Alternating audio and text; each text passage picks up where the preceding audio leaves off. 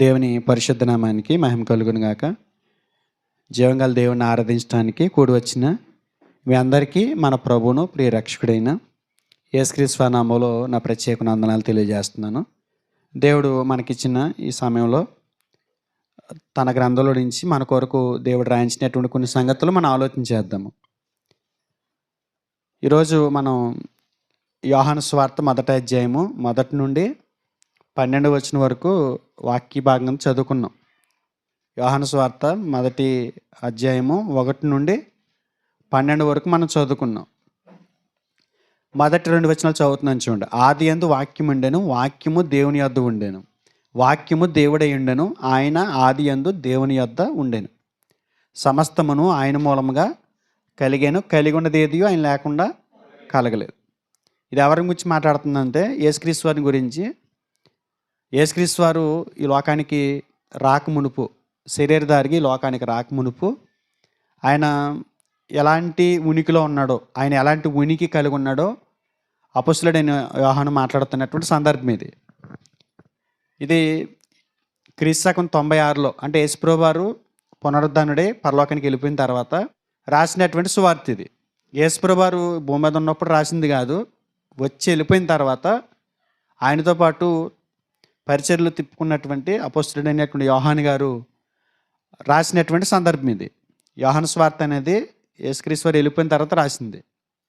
ఆయన మాట్లాడుతున్న సందర్భం ఏంటంటే యేసుక్రీస్తు వారు శరీరధారికి ఈ లోకానికి రాకమునుపు ఆయన ఏ స్థితిలో ఉన్నారన్నది తెలియజేశారు. తెలియజేస్తూ వాక్యమై ఉన్న దేవుని యొద్ద దేవునిగా ఉన్న, కలిగి ఉన్నది ఏది ఆయన లేకుండా కలగలేదు అని ఏ దేవుడి గురించి అయితే ఆయన మాట్లాడుతున్నాడో ఆ దేవుడు శరీరధారిగా భూమి మీదకి వచ్చిన తర్వాత ఏం జరిగిందో చెప్తున్నాడు ఆయన. ఏం జరిగింది? 6వ వచనం చూద్దాం. దేవుని యొద్ద నుండి పంపబడిన ఒక మనుషుడు ఉన్నాడు, అతని పేరు యోహాను. అతని మూలంగా అందరూ విశ్వసించినట్లు అతడు ఆ వెలుగును గురించి సాక్ష్యం ఇచ్చుటకు సాక్షిగా వచ్చాను. ఆ వెలుగు ఎవరు? 4వ వచనంలో చూసాం మనం. ఆయనలో వెలుగు జీవం ఉండెను, ఆ జీవం మనుషులకు వెలుగై ఉండెను. ఆ వెలుగు చీకటిలో ప్రకాశించుచున్నది కానీ చీకటి దాన్ని గ్రహింపకుండాను. ఆ వెలుగును గురించి సాక్ష్యం ఇవ్వటానికి ఆయనకంటే ముందుగా యోహాను గారిని పంపించారంట. ఒకసారి 9వ వచనం కూడా చూద్దాం. నిజమైన వెలుగు ఉండెను, అది లోకంలోనికి వచ్చుచు ప్రతి మనుషుని వెలిగించుచున్నది. ఇది యేసుక్రీస్తు వారి గురించి మాట్లాడుతున్నటువంటి సందర్భం. చూడండి 10వ వచనం 11వ వచనం మనం హైలైట్ చేయబోతున్నాం ఈరోజు అంశానికి.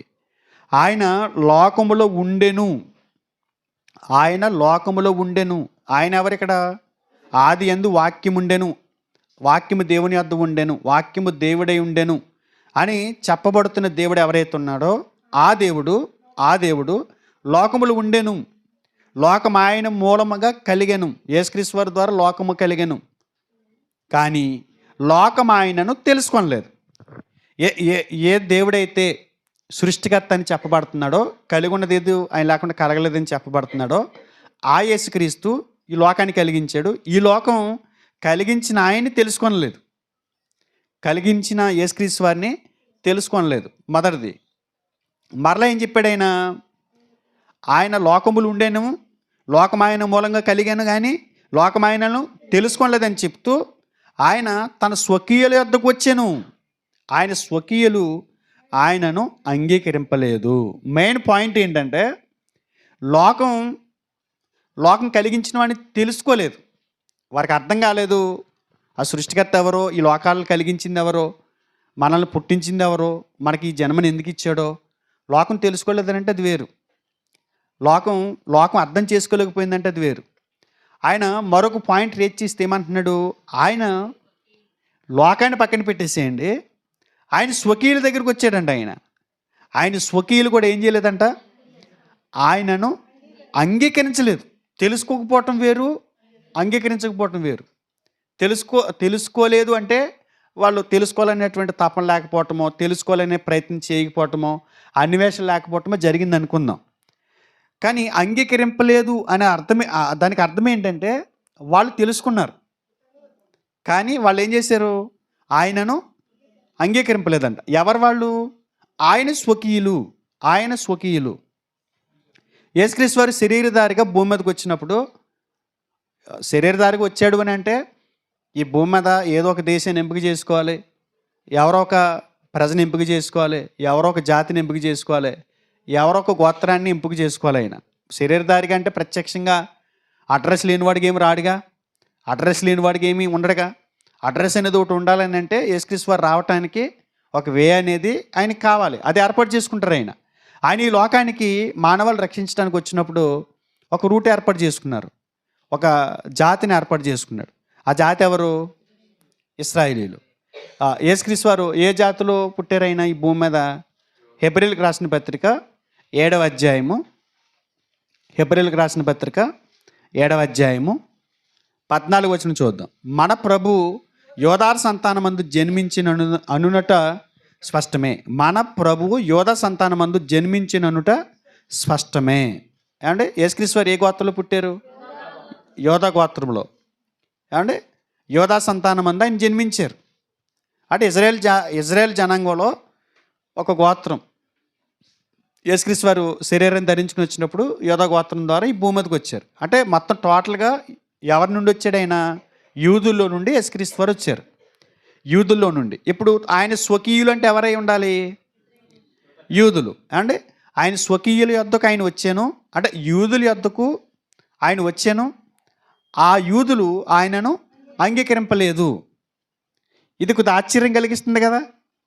లోకంలో ఉన్నటువంటి ఈ భూమి మీద ఇజ్రాయెల్ దేశంలో కాకుండా ఇజ్రాయెల్ దేశ యాత్రలుగా మనం భూమి మీద మరొక దేశానికి చెందిన వారముగా ఆయన గురించి మనం తెలుసుకోలేదని అంటే అది పెద్ద పట్టింపు ఏమి ఉండదు. దానికి రీజన్ చెప్పడానికి ఏదైనా ఉంటుందేమో.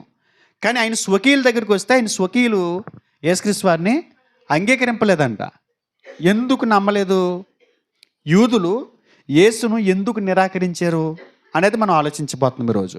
యూదులు యేసును ఎందుకు అంగీకరించలేదు, ఎందుకు నిరాకరించారు అనే దాని మీద కొన్ని విషయాలు ఆలోచించేద్దాం.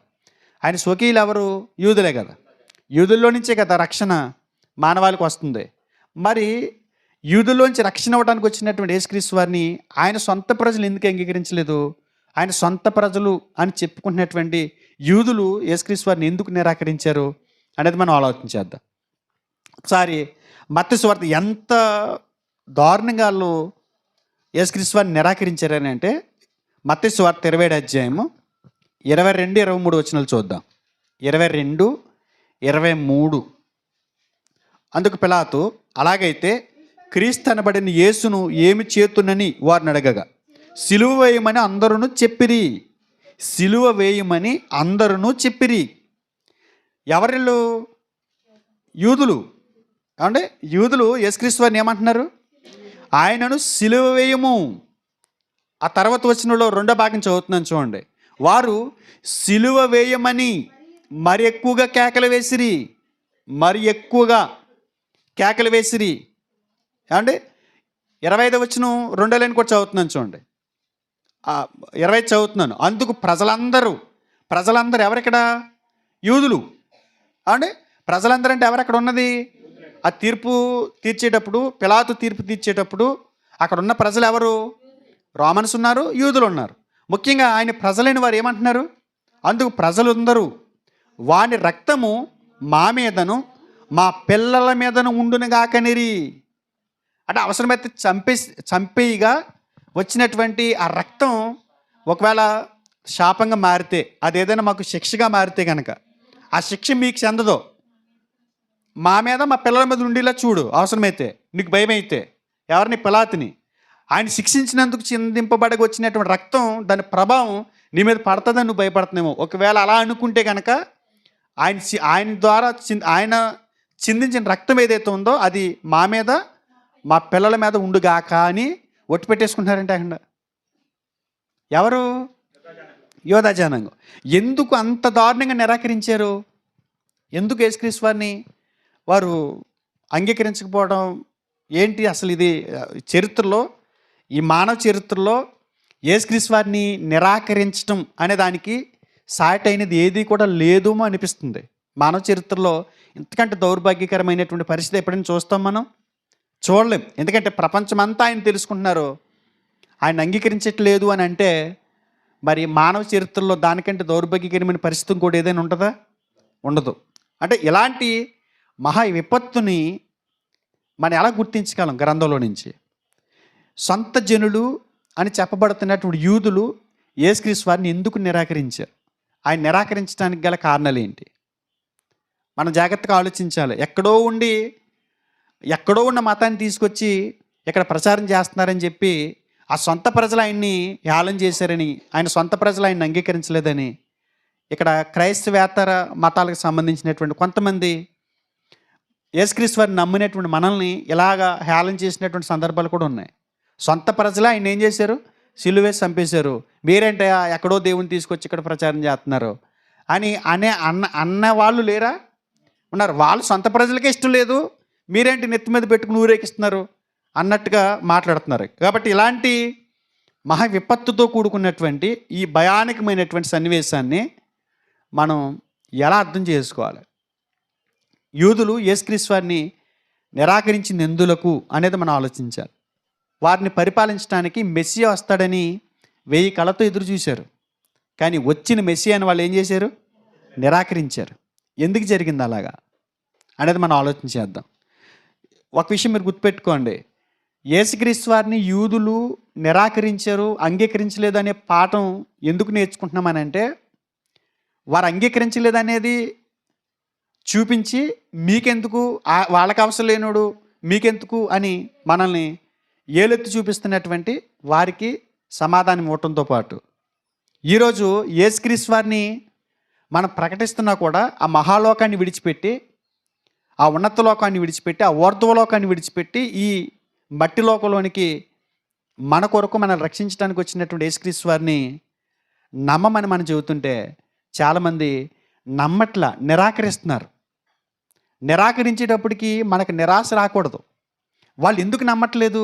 అంత శక్తివంతుడైనటువంటి దేవుణ్ణి, కలిగి ఉన్నది ఏది ఆయన లేకుండా కలగలేదని చెప్పబడిన ఆ యేసుక్రీస్తు వారిని మనం ప్రకటిస్తుంటే ఎందుకు వీళ్ళు నిరాకరిస్తున్నారు, ఏంటిది అని మనం ఆందోళన పడాల్సినటువంటి అవసరం లేకుండా ఈ అంశం మనం ధ్యానిస్తాం.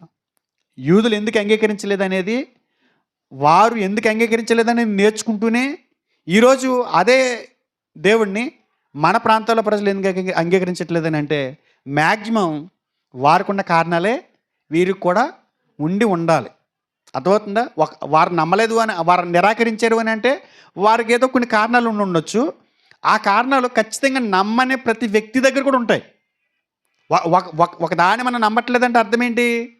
కొంతమంది అంగీకరించట్లేదు అనుకోండి, అంగీకరించకపోవటానికి, నిరాకరించడానికి మరి ఏదైనా సూచన అడిగామనుకోండి, ఎందుకు మీరు నిరాకరించారని అన్నాం అనుకోండి, దానికి కారణాలు చెప్తారు, వాళ్ళు చెప్తారు. అది వారితోనే పరిమితి అయిపోయిందంటే ఆ కారణాలు ఇక్కడ కూడా మనలో కూడా అంగీకరించిన వాళ్ళు ఉంటారు చూసారా, వాళ్ళకు కూడా వర్తిస్తాయి అంటున్నాను నేను. అర్థమవుతుంది నేను చెప్పింది? అంటే వాళ్ళు వీళ్ళు ఒకే కారణం అయి ఉండాలి. ఒకవేళ నేను ఇప్పుడు చూపించే ఈ కారణాలు కాకుంటే కనుక ఇంకేమై ఉంటాయో కూడా మనం ఆలోచించలేం. ఎందుకంటే అలాంటి భయంకరమైనటువంటి కారణాలు యూదులు యేసుక్రీస్తు వారిని అంగీకరించకపోవడానికి ఉన్నాయి. చూద్దాం, ఒక్కొక్కటి మనం ఆలోచించేద్దాం. యేసుక్రీస్తు వారిని యూదులు ఎందుకు నిరాకరించారు అని అడిగితే మొట్టమొదటి కారణం, ఆయన వారిని నిరాశపరిచాడు. యేసుక్రీస్తు వారిని వారు నిరాకరించడానికి గల ప్రధానమైనటువంటి కారణం ఏంటంటే వారిని నిరాశపరిచాడు ఆయన. ఎలా నిరాశపరిచాడు చూద్దాం. మొదటిగా ఏం చేశాడు ఆయన? నిరాశ మిగిల్చాడు వాళ్ళకి.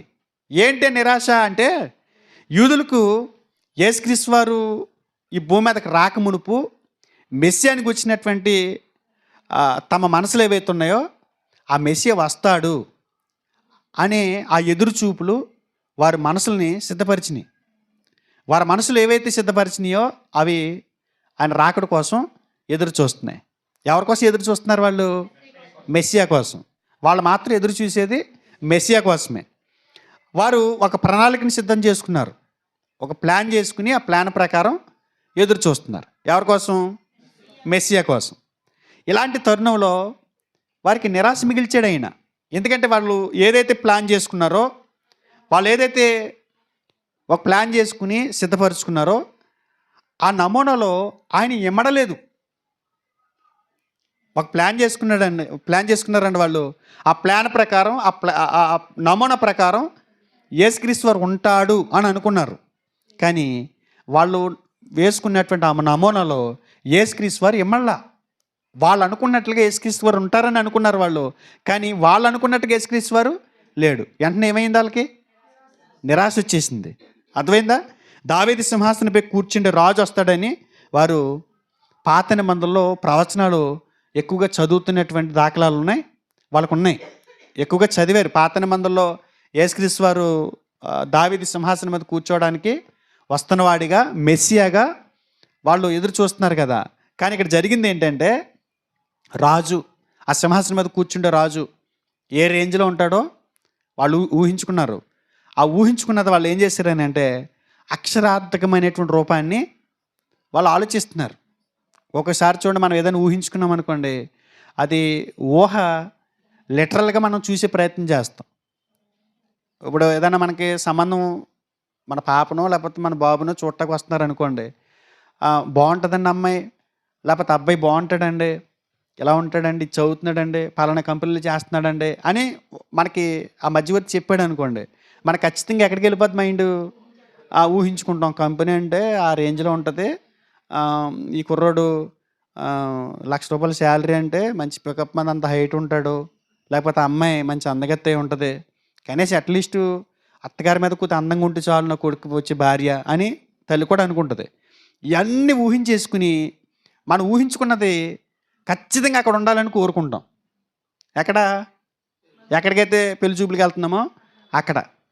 మనిషిలో ఉన్నటువంటి స్వభావం ఏంటంటే, ఏదైతే ఒక ఊహ కలిగి ఉంటాడో, ఏదైతే ఆ ఊహకి ప్రణాళికను రచించుకుంటాడో, ఆ ప్రణాళికలోనికి మనం అనుకున్న దాన్ని ఇమిడ్చే ప్రయత్నం చేస్తాం. అవి ఇవ్వబడినప్పుడు వాళ్ళు ఎంత అందంగా ఉన్నా కూడా, వాళ్ళు ఎంత మనకి కలిసి వచ్చేవాళ్ళు అయినా సరే కూడా, వాళ్ళు మన ఆధ్యాత్మిక జీవితానికి, మన బిడ్డకి, మన జతపరచిపోయే బిడ్డకి ఎంతగా ఉపయోగపడేదైనా సరే మనం ఏం చేస్తాం తెలుసా? రిజెక్ట్ చేసేస్తాం. ఎందుకనంటే వాళ్ళు మనం అనుకున్న దాంట్లో వాళ్ళు విమడలేదు కాబట్టి. ఇమిడారు అనుకోండి, సెట్ అయిపోద్ది. వీళ్ళు ఎక్కువగా ఊహించుకున్నారు. ఎవరి గురించి? మెస్సియా గురించి. మెస్సియా అలా ఉంటాడు, దావీదు సింహాసనం మీద కూర్చున్న రాజు అంటే ఒక లెవెలు. దావీదుని హైలైట్ చేసి దావీదుని సింహాసనం మీద కూర్చున్న మెస్సియా కోసం ఎదురు చూస్తున్నారు.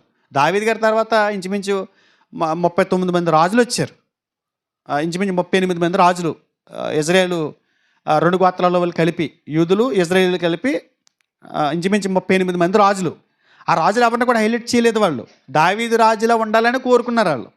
దావీదు సంతానంలో నుంచి ఒక రాజుని పంపిస్తాడు అని చెప్పి పాత నిబంధనలో ఉన్నటువంటి లేఖనాలు నెరవేర్పులో భాగంగా దావీదు గారే అలా పరిపాలన చేశాడని అంటే, దావీదు గారే ఆ సింహాసనం మీద కూర్చుని అలా ఏలుబడి చేశాడని అంటే, ఆయన సంతానం నుంచి వచ్చే రాజు కూడా ఎలా ఉంటాడు? ఆ రేంజ్లోనే ఉంటాడు అని వాళ్ళు ప్లాన్ చేసుకున్నారు. వాళ్ళు భౌతికమైనటువంటి రాజు కొరకు కనిపెడుతున్నారు. వారు ఆయనను చూడండి, ఏదైతే వాళ్ళు ప్లాన్ చేసుకున్నారో ఆ ప్లాన్కి తగ్గట్టుగా చేసే ప్రయత్నం కూడా చేశారు. ఒకసారి చూడండి, యోహాను సువార్త 6వ అధ్యాయము, యోహాను సువార్త 6వ అధ్యాయం 15వ వచనం చూడండి. 15వ వచనం, రాజుగా చేయుటకు వారు వచ్చి తన్ను బలవంతము చేయబోచున్నారని యేసు ఎరిగి మరలా కొండకు ఒంటరిగా వెళ్ళాను. ఆయన వారిని ఏం చేయాలని చూశారు? బలవంతంగా రాజుని చేసేయాలని చూశారంట. అంటే వాళ్ళ కోరిక ఏంటి? ఈయన కోరిక ఏంటి? రాజు అంటే ఒక రకమైనటువంటి రేంజ్లో వస్త్రధారణ కానీ, నడక కానీ, మాట్లాడే తీరు కానీ డిగ్నిఫైడ్గా ఉంటాడు. రాజు అంటే ఇలా కదా. మీరు నన్ను అడుగుతుంటారు కొంతమంది, అంటే మీరు పెద్ద పెద్ద మీటింగ్లకు వెళ్తున్నారు వాకింగ్ చెప్పడానికి, ఒక పాస్టర్ గారు అంటున్నాడు, నీలాగా నేను అయితేనా అన్నాడు. ఏం చేస్తారన్నాను, 15 లక్షలు పెట్టి కారు కొన్నాను, మీటింగ్ పిలిచినప్పుడల్లా కారు వేసుకెళ్ళిపోతును. అలా వెళ్ళాలి. ఎందుకంటే మీటింగ్ రేంజ్ అలాంటిది. వాకింగ్ చెప్పడానికి వెళ్ళేటప్పుడు కూడా మనం ఎలా వెళ్ళాలి? అదే రేంజ్లో వెళ్తే అదే రేంజ్లో ఏం పెడతారు? కానుక కూడా పెడతారు. నువ్వు బండేజ్కి వెళ్ళిపోతున్నావు, అందుకే నీకేం పెట్టట్లేదు అలా అంటున్నాడు. నిజం. అంటే వాళ్ళు ఊహించుకున్నట్టుగా మనం ఉండాలంట. మీటింగ్ పిలిచేవాడు ఊహించుకున్నట్టు మనం ఉండాలంటే సూటు బూట్ వేసుకుని వస్తాడు అనుకుంటారు. మన సూటు బూట్ కానీ వాళ్ళగా కనీసం ఇన్సర్ట్ కూడా చేసుకోకుండా మామూలుగా ఒక సాధారణమైనటువంటి వ్యక్తులు వెళ్ళిపోయి వాకింగ్ చెబుతుంటే వాళ్ళకి ఏమి ఎక్కట్లేదు, వాక్యం ఎక్కట్లేదు. అంటే వాళ్ళు అనుకున్న దాంట్లోనే మనం ఎంత వాక్యం చెప్పినా మనం ఇమ్మడకపోయేసరికి ఏమవుద్ది, వచ్చాడు నార్మల్గా ఉన్నాడు ఆయన, బెల్ట్ కూడా పెట్టలేదు, మరి బెల్ట్ ఎట్టు లేదు తెలీదు, షర్ట్ పైకి ఇన్సర్ట్ లేదు, తీసేసి కిందకు వదిలేసాడు షర్ట్, నార్మల్గా ఉన్నాడు సింపుల్గా వచ్చేసాడు. వచ్చేసి స్టేజ్ ఎక్కేసి అలా కాదు. ఇప్పుడు పువ్వులు చల్లాలి, దైవజనుల పైకి వస్తుండగా మనం చప్పట్లు కొట్టాలనాలి. మనంతా కూడా అనుకున్న టైంకి మనం వెళ్ళకూడదు. 9 గంటలకల్లా మెసేజ్ ఇచ్చేస్తున్నాడు, 9:30కి వెళ్ళాలి. 9:30కి వెళ్తే ఏమవుద్ది, ఎదురు చూస్తుంటారు, వచ్చేస్తున్నారు, దారిలో ఉన్నారు, దైవజనులు దారిలో ఉన్నారు, వచ్చేస్తున్నారు, మనందరం వీళ్ళు పాట పాడుకుందాం ఇలా అంటూ ఉంటారు. ఎవరు ఎవరు ఎవరు ఎదురు చూస్తుంటే అందులోకి మనం వెళ్ళాలి. మన దగ్గర మ్యాటర్ లేకపోయినా కానీ సూట్ వేసేసి ప్రైజ్ ది లార్డ్ హల్లెలూయా అంటే చాలు. వాళ్ళకి అయ్యే కావాలి, వాళ్ళకి ఏం అక్కర్లేదు, సబ్జెక్ట్ అక్కర్లేదు. ఇలాంటి మాటలు 4 మాటలు స్టైల్గా ఇంగ్లీష్లో 4 ముక్కలు వదిలేస్తే మ్యాటర్ లేకపోయినా కూడా ఇలా ఉండాలి సేవకుడు అంటే. వాక్యం మీ ఇలాంటి వాళ్ళు పిలుస్తున్నాం అని అనుకోవటానికి వాళ్ళ చాలామంది ఈ మీటింగులకి అలా మాట్లాడే వాళ్ళు ఎవరున్నారని తడుముకుని యూట్యూబ్లో గట్టాను పిలుస్తున్నారు. వాక్యం చెప్పే వాళ్ళతో పని లేదు. సేమ్ వీళ్ళు కూడా వాళ్ళు ఎవరైతే మెస్సియా ఎలా ఉండాలని అనుకున్నారో అలా ఉండమని యేసుక్రీస్తు వారిని బలవంతం చేస్తున్నారు. ఆయన ఎలా ఉన్నారు, సామాన్యుళ్ళ వచ్చాడు, సామాన్యుళ్ళ మాట్లాడుతున్నాడు, సామాన్యుళ్ళ ఆయన పని ఆయన చేసుకెళ్ళిపోతున్నాడు. కానీ ఇప్పుడు ఏం చేశారు వాళ్ళు, బలవంతం చేస్తున్నారు. ఏం చేయాలని, రాజుని చేయాలని. వీళ్ళతోనే వీళ్ళ దాకా ఇక్కడ ఆగిపోయింది అనుకుంటున్నారు మీరు. ఇది రాజ్యానికి వచ్చినటువంటి అపార్థం కూడా యేసుక్రీస్తు వారిని అనుసరిస్తున్నటువంటి శిష్యులు కూడా వీరి నుంచి వారికి కూడా వ్యాపించినట్టు మనం చూస్తాం. యేసుక్రీస్తు వారు యూదులు అనుకుంటున్నట్లుగానే యేసుక్రీస్తు వారు ఉండాలి, ఉంటాడు అని శిష్యులు కూడా అనుకున్నారు. ఎందుకంటే ఎక్కువ మంది శిష్యులు యూదుల్లో నుంచి మారు మనసు పొందిన వాళ్ళే కదా. యేసుక్రీస్తు వారి శిష్యుల్లో ఎక్కువ మంది ఎవరు, యూదుల్లోంచి వచ్చిన వాళ్ళే. పేతురు గారు, యోహాను గారు, అంద్రే గారు, వీళ్ళంతా కూడా యోధా జాతికే చెందిన వాళ్ళే. వాళ్ళలో కూడా ఇది ఉంది, ఏది వేపకాయ అంత, ఈ ఆలోచన ఉంది, వేపగింజ అంత ఉంది. మళ్ళీ కూడా మీరు ఉండరనుకుంటున్నారా, మన పాస్టర్ గారు కూడా అలా సూట్ వేసుకుని ఎత్తుపోని అంటారు. 3 ఉన్నాయి వేస్ట్ కోట్లు, అది వేసుకుంటూ వేస్ట్ అనిపిస్తుంది నాకు, అందుగురించి వేస్ట్ కోట్లలో వేయట్లేదు. అది వేసుకుంటేనా మన పాస్టర్ గారు ఎలా కనపడతారు తెలుసా, ఈయనేమో మామూలుగా ఉంటారు అనుకుంటారు. మీరు మళ్ళీ కూడా కొంతమందికి మధ్యలో చిన్న చిన్న యాపకాయని తెర్రన్నట్టు అలాంటి కోరికలు వస్తుంటాయి. వాళ్ళతో పాటు ఎవరికి వచ్చేసింది కోరిక, శిష్యులు కూడా వచ్చేసింది. వాళ్ళు కూడా ఏమంటున్నారు చూడండి, లోకసువార్త 22-24లో యేసుక్రీస్తు వారిని వచ్చినటువంటి అభిప్రాయంలో వాళ్ళు కూడా కొద్దిగా పొరపడ్డారు. లోకసువార్త 22:24 వచ్చింది చూడండి. తమలో ఎవడు గొప్పవాడుగా ఎంచబడునో అని వివాదం వారిలో పుట్టగా. ఏమండి, తమలో ఎవడు గొప్పవాడిగా ఎంచబడునో అని వివాదం వారిలో పుట్టగా. ఏమండి, యేసుప్రభు వారు సమాధానం చెప్తున్నారు చూడండి. ఆయన వారితో ఇట్లే, నేను అన్యజనులలో రాజులు వారి మీద ప్రభుత్వం చేయుదురు, వారి మీద అధికారం చేయువారు ఉపకారులు అనబడుదురు. అంటే ఏ సందర్భం చూస్తున్నారు వాళ్ళు, వీళ్ళు రాజ్యంలో ఎవడ అధికుడే ఉండాలి అనే దాని మీద నిరంతరం కూడా వివాదాలు పెట్టుకుంటూనే ఉన్నారు వీళ్ళు. ఇదే సందర్భం మత్తయి సువార్త 18:1 క్లారిటీ ఉంటుంది చూడండి. మత్తయి సువార్త 18:1 ఆ కాలమున శిష్యులు యేసుని వద్దకు వచ్చి పరలోక రాజ్యంలో ఎవడు గొప్పవాడని అడగగా. పరలోక రాజ్యంలో ఎవడు గొప్పవాడు, సేమ్ సందర్భం అండి. అది దీన్ని వాళ్ళు ఏం కోరుకుంటున్నట్టు కనబడుతుంది. యేసుక్రీస్తు వారు రాజు అయితే ఆ రాజ్యంలో కుడి పక్కన ఎవడో ఎడం పక్కన ఎవడో, ఎవడ గొప్పవాడు ఎవడ తక్కువవాడు అనే వివాదాలు జరుగుతున్నాయంటే ఏంటి అంటే ఒక రాజుగా ఆయన ఉంటే ఆయన కింద మనం కూడా అదే రీతిలో, అదే రేంజ్లో, అదే స్థాయిలో మనం కూడా వ్యవహరించవచ్చు అనే వివాదాలు పెట్టుకుంటున్నారు వాళ్ళు. ఏదైనా ఒక పార్టీ స్థాపించాడు అనుకోండి, ఆ పార్టీ కోసం, ఆ పార్టీ అధికారంలో రావడం కోసం పనిచేస్తున్న కార్యకర్తలు కూడా ఏం చేస్తారు, ఆ పదవుల కోసం కొట్టుకు చచ్చిపోతారు చూసారా? ఆయన ఆ రేంజ్లో తిరిగాడంటే, పదవి వచ్చిందంటే ఆ రేంజ్లో ఉన్నాడంటే, మనం కూడా ఆ రేంజ్లోనే మనం కూడా చిన్న కారు తీసేసి ఆయన వెనకాల మనం కూడా తిరగవచ్చు అన్నట్టుగా ఎలా వ్యవహరిస్తారో వీళ్ళు కూడా అలాంటి వివాదాలు పెట్టుకుంటూనే ఉన్నారంట. ఆఖరికి యేసుక్రీస్తు వారు చనిపోయి సమాధి చేయబడిన తర్వాత చూడండి, లోక సువార్త 24:21 చూడండి. యేసుక్రీస్తు వారు చనిపోయిన తర్వాత వాళ్ళు ఏం మాట్లాడుతున్నారు చూడండి. ఇశ్రాయేలును విమోచింపబోవాడు ఈయనే అని మేము నిరీక్షించి ఉంటిమి. ఇశ్రాయేలు విమోచించిపోవాడు ఈయనే అని మేము నిరీక్షించి ఉంటిమి. ఏమని విలపిస్తున్నారు వీళ్ళు? యేసుక్రీస్తు వారు చనిపోయారు ఇప్పుడు. కానీ వీళ్ళు ఏమనుకున్నారంట? ఇశ్రాయేలును విమోచింపబోవాడు అంటే ఏ ఇశ్రాయేలీలు అయితే మెస్సియా వస్తాడు, ఆ మెస్సియా పరిపాలన కింద మనం ఉంటామని అనుకున్నారో ఆ మెస్సియా ఈయన అని, వారిని విమోచించేవాడు, వారిని పరిపాలించేవాడు ఈయన అని మేము కూడా నిరీక్షించాం. కానీ ఈయన చూస్తేనేమో చనిపోయాడు. విలపిస్తున్నారు, అయ్యో మేము అనుకున్నది ఇక్కడ జరగలేదని.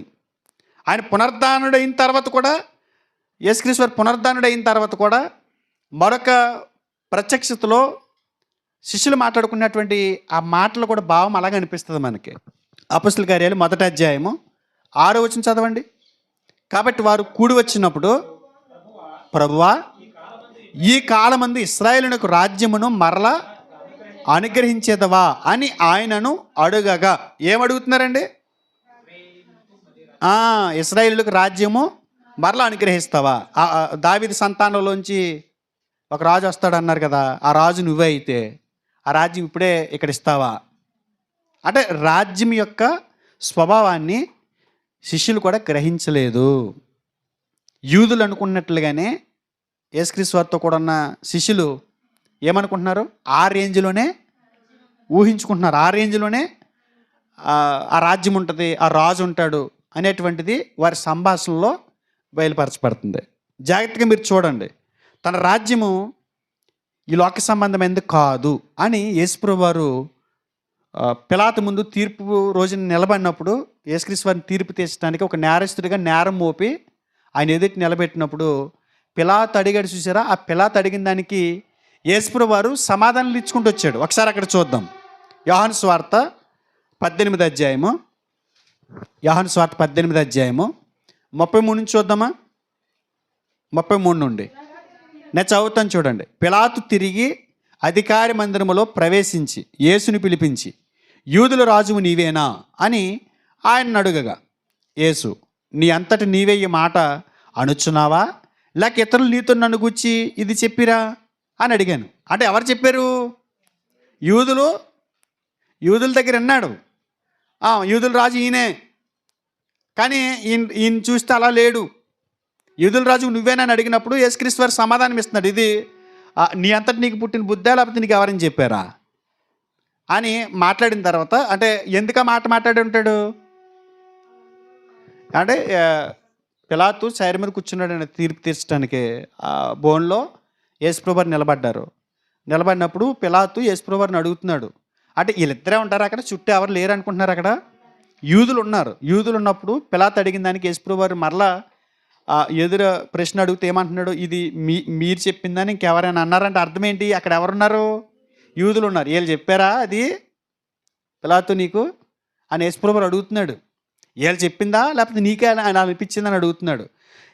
ఈయన ఎందుకు అడిగాడు? యూదుల రాజు నువ్వేనా అని. ఈయన ఆల్రెడీ రోమా సామ్రాజ్యం కింద గవర్నర్గా పనిచేస్తున్నారు కదా. అంటే ఈయన ఎవరి కింద పనిచేస్తున్నాడు? కైసరు అనేటువంటి ఒక చక్రవర్తి కింద గవర్నర్స్ పనిచేస్తున్నారు. పిలాతు గవర్నర్ రోమ సామ్రాజ్యానికి, ఆ పైన రాజ్యాన్ని పరిపాలించేవాడు కైసరు. ఈ మాట అడగగల కారణం ఏంటంటే, యూదులు యేసుక్రీస్తు వారు రాజు అయితే ఎవరిని అణిచేయాలి? ఇప్పుడు ఇంతకీ కైసరిని అణిచేయాలి. కైసరి కంటే గొప్పోడు ఎవరై ఉండాలి? యేసుక్రీస్తు వారు అయి ఉండాలి. యూదులు దాన్ని రేట్ చేస్తున్నారు, చెప్తాడేమో అని.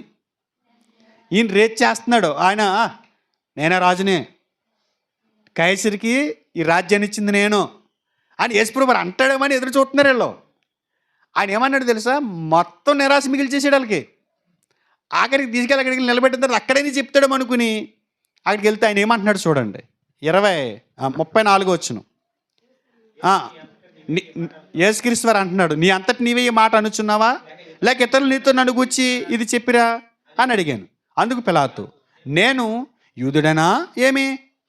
నీ స్వజనమును ప్రధాన యాజకులను నిన్ను నాకు అప్పగించిరు కదా, నీవేమి చేసితివని అడుగగా అక్కడ సెటైర్ వేసి తప్పించుకున్నాడు. పిలాతు సెటైర్ వేసి తప్పించుకున్నాడు.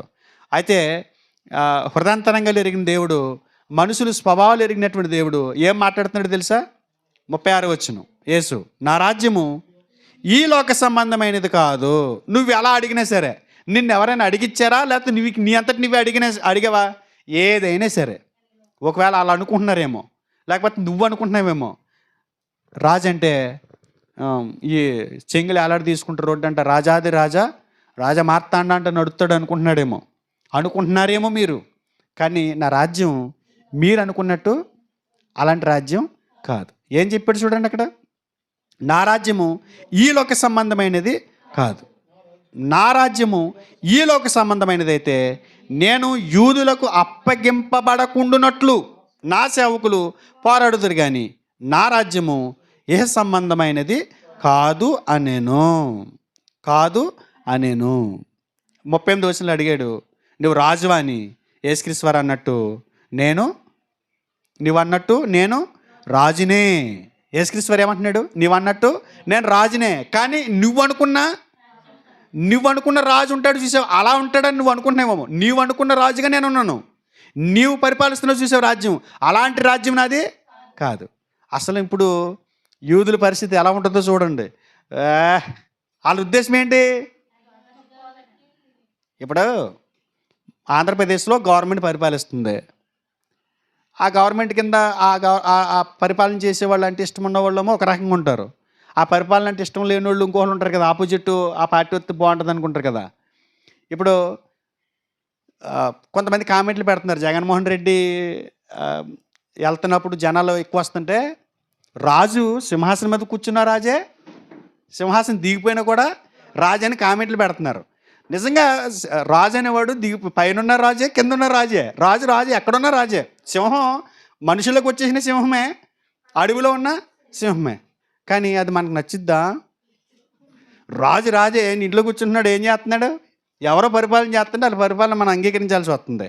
ఇప్పుడు ఆ సాధారణమైన మానవ నేత్రాలతో చూస్తే రాజు అంటున్నాం, మన అన్న కామెంట్ ఇట్టాం, కానీ ముఖ్యమంత్రి వేరు కదా, ఈయన కాదు కదా అని అనిపిస్తుందా? సేమ్ అదే ఇక్కడ. యూదులు నేను రాజునే అంటున్నాడు, మరి రాజు అయితే ఏం చేయాలి? జగన్మోహన్ రెడ్డి నిజంగా రాజు అయితే ఏం చేయాలి? ఇప్పుడు ఎవరైతే పరిపాలన చేస్తున్నారో వాళ్ళు కింద కూర్చోబెట్టి ఆయన సైడ్లో కూర్చోవాలి. కింద కూర్చుని నువ్వు రాజు అంటే కుదరదు కదా. ఇప్పుడు యేసుప్రభు వారు కూడా ఏం చేయాలి? పిలాతుని కింద కూర్చోబెట్టి ఆయన సైడ్లో కూర్చోవాలి. కైసరిని అణిచేయాలి, కైసరిని జోకిచ్చుకుని బాధేయాలి, అంతే కదా. మరి ఒక పాలకుడు ఇంకొకరిని ఏం చేయాలి? ప్రతిపక్ష నాయకుడిని కింద కూర్చోబెట్టాలా? నిజంగా వీళ్ళు కోరుకున్నది కూడా అదే. నువ్వు నిజంగా రాజు అయితే నువ్వేం చేయాలి? కైసరిని మట్టి కరిపించాలా? నువ్వేం చేస్తున్నావు? రాజునని చెప్పుకుంటున్నావు, కానీ నువ్వు రాజులో లేవు. ఈ రాజ్యం నీదని చెప్పుకుంటున్నావు. ఆ రాజ్యంలో మరి ఈ రాజ్యం వీళ్ళది కాబట్టి, కైసరిది కాబట్టి కైసరి విగ్రహాలు ఉన్నాయి ఎక్కడ పడితే అక్కడ. వాళ్ళు చెప్పినట్టు నడుస్తుంది.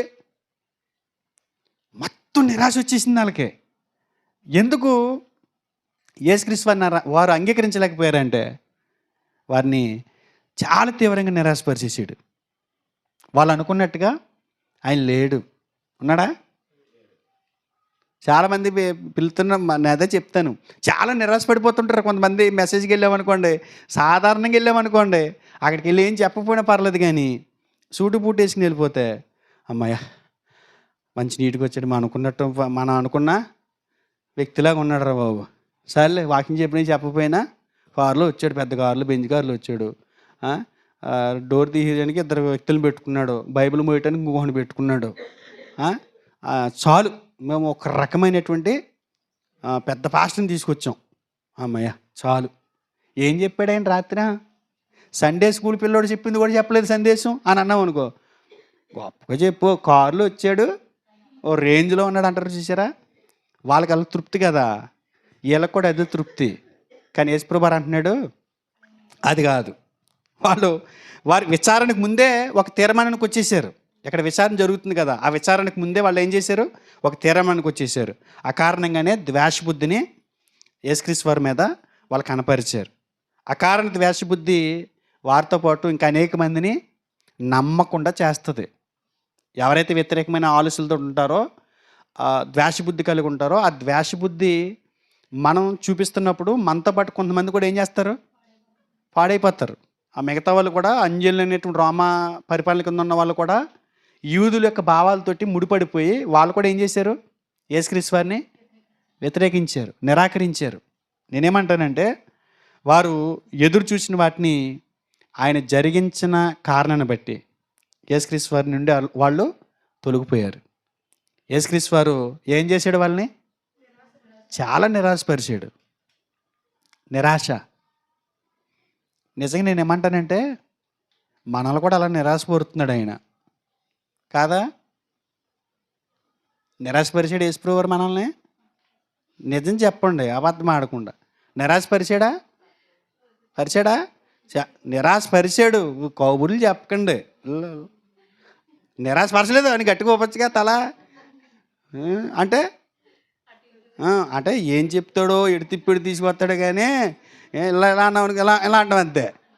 అది స్లోగా అన్నావునికి ఇలాగా అని చెప్పేస్తే ఇలా అందాం. నేను అన్నది అదే అందామని, అంతేనా? నిరాశపరిచాడు మనల్ని, నిరాశపరిచాడు. ఎందుకో తెలుసా? ఆయన నమ్ముకుంటే వాళ్ళు నొత్తాయని చెప్పారు అందరూ. తీరా చూస్తే బాధలు కష్టాలు తట్టలు ఇస్తున్నాడు కదా. నిరాశ కదా మనకి. కారులో తిప్పుతాడు అనుకున్నాం, సూటు బూటు ఇస్తాడు అనుకున్నాం. ఏం చేశాడు ఆయన? ఏమీ లేదు. నిరాశ, నిస్పృహ.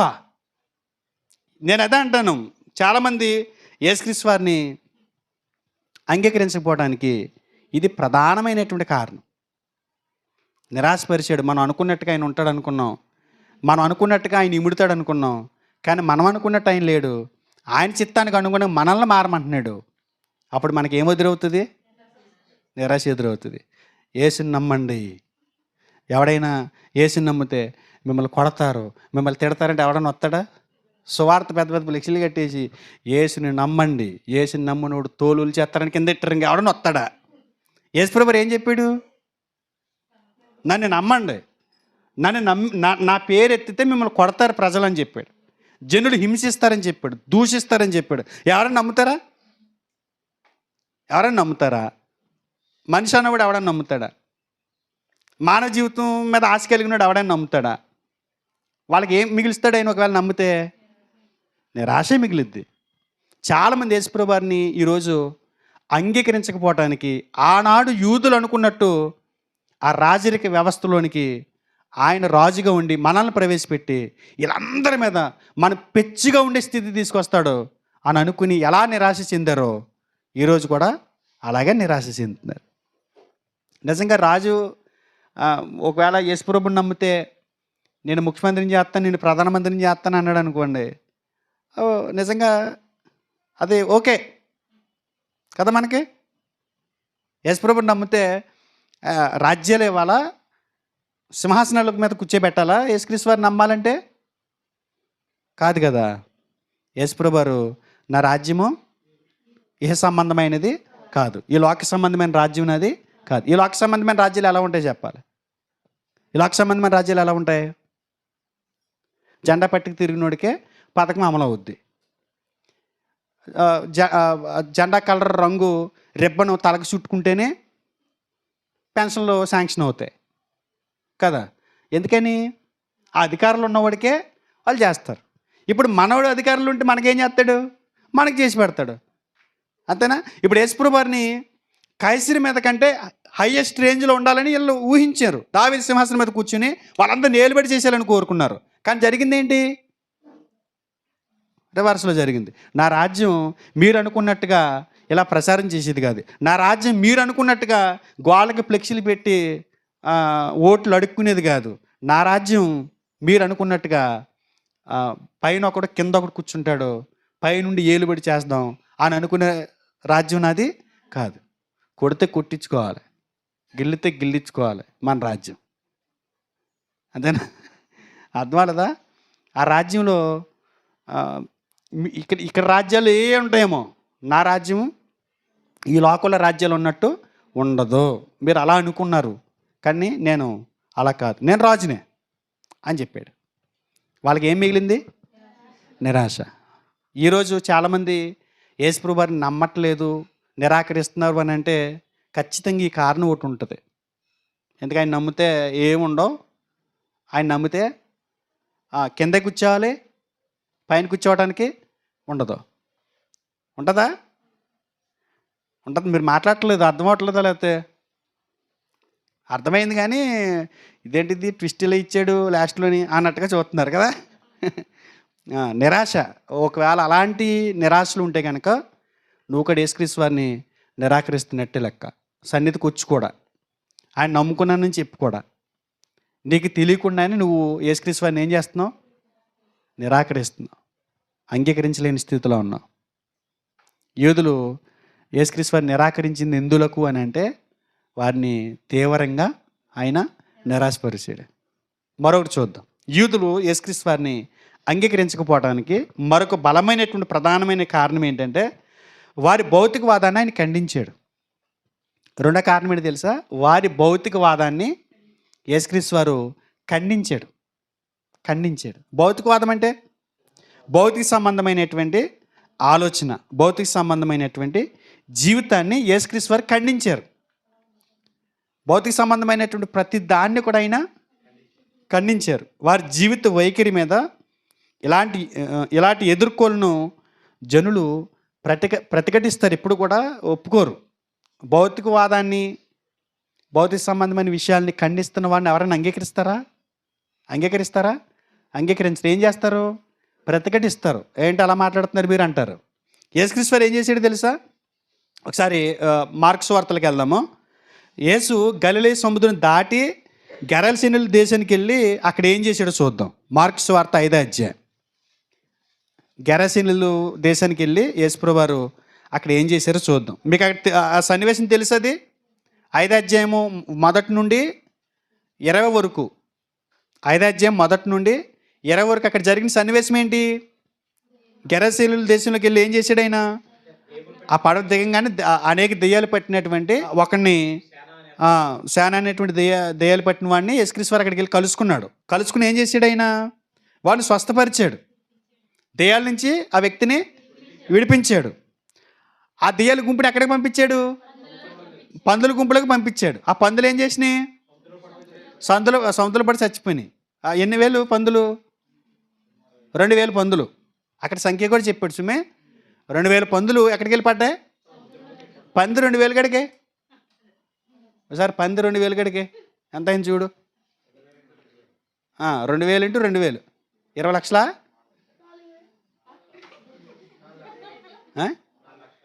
4 లక్షలా?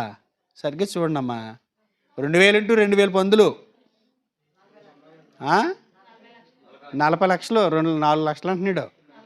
ఏమో ఏమో 4000 అంటున్నాడు. 2 రోజులు 2 ఎక్కడి నుంచి చదువుతున్నాడు వీడు. 40 లక్షలు. ఎవరి కోసం ఇది? ఇద్దరు వ్యక్తుల కోసం. ఆ దెయ్యాలన్నింటిలో ఎక్కడ పంపించాడు? పందులకు పంపించాడు. పందులని ఎక్కడ పడిపోయినాయి? బాగా లీస్ట్గా లెక్కేసుకున్నా 2000 1000 రూపాయలకి అడిగేద్దాం. పంది వచ్చి 1000 రూపాయలు, 20 లక్షలు. ఇద్దరు వ్యక్తుల కోసం ఎంత ఖర్చు పెట్టాడు ఆయన? అసలు ఆ ఏరియాలో పందులు ఊరుకుంటారా? ఏం చేశారు? అర్జెంటుగా ఇక్కడి నుంచి నువ్వు దుకాణం బంద్ కరా అన్నారు. అంతే. ఎక్కడి నుంచి అర్జెంటుగా వెళ్ళిపో అన్నారు. అప్పుడు దాకా ఏం చేశారు వాళ్ళు? శానాన్ని దెయ్యం పట్టినోడు ఉన్నాడు కదా, వాళ్ళ బంధువుల్లో ఒక వ్యక్తి కుమారుడే కదా కుర్రాడు, అతని దగ్గరోడే కదా.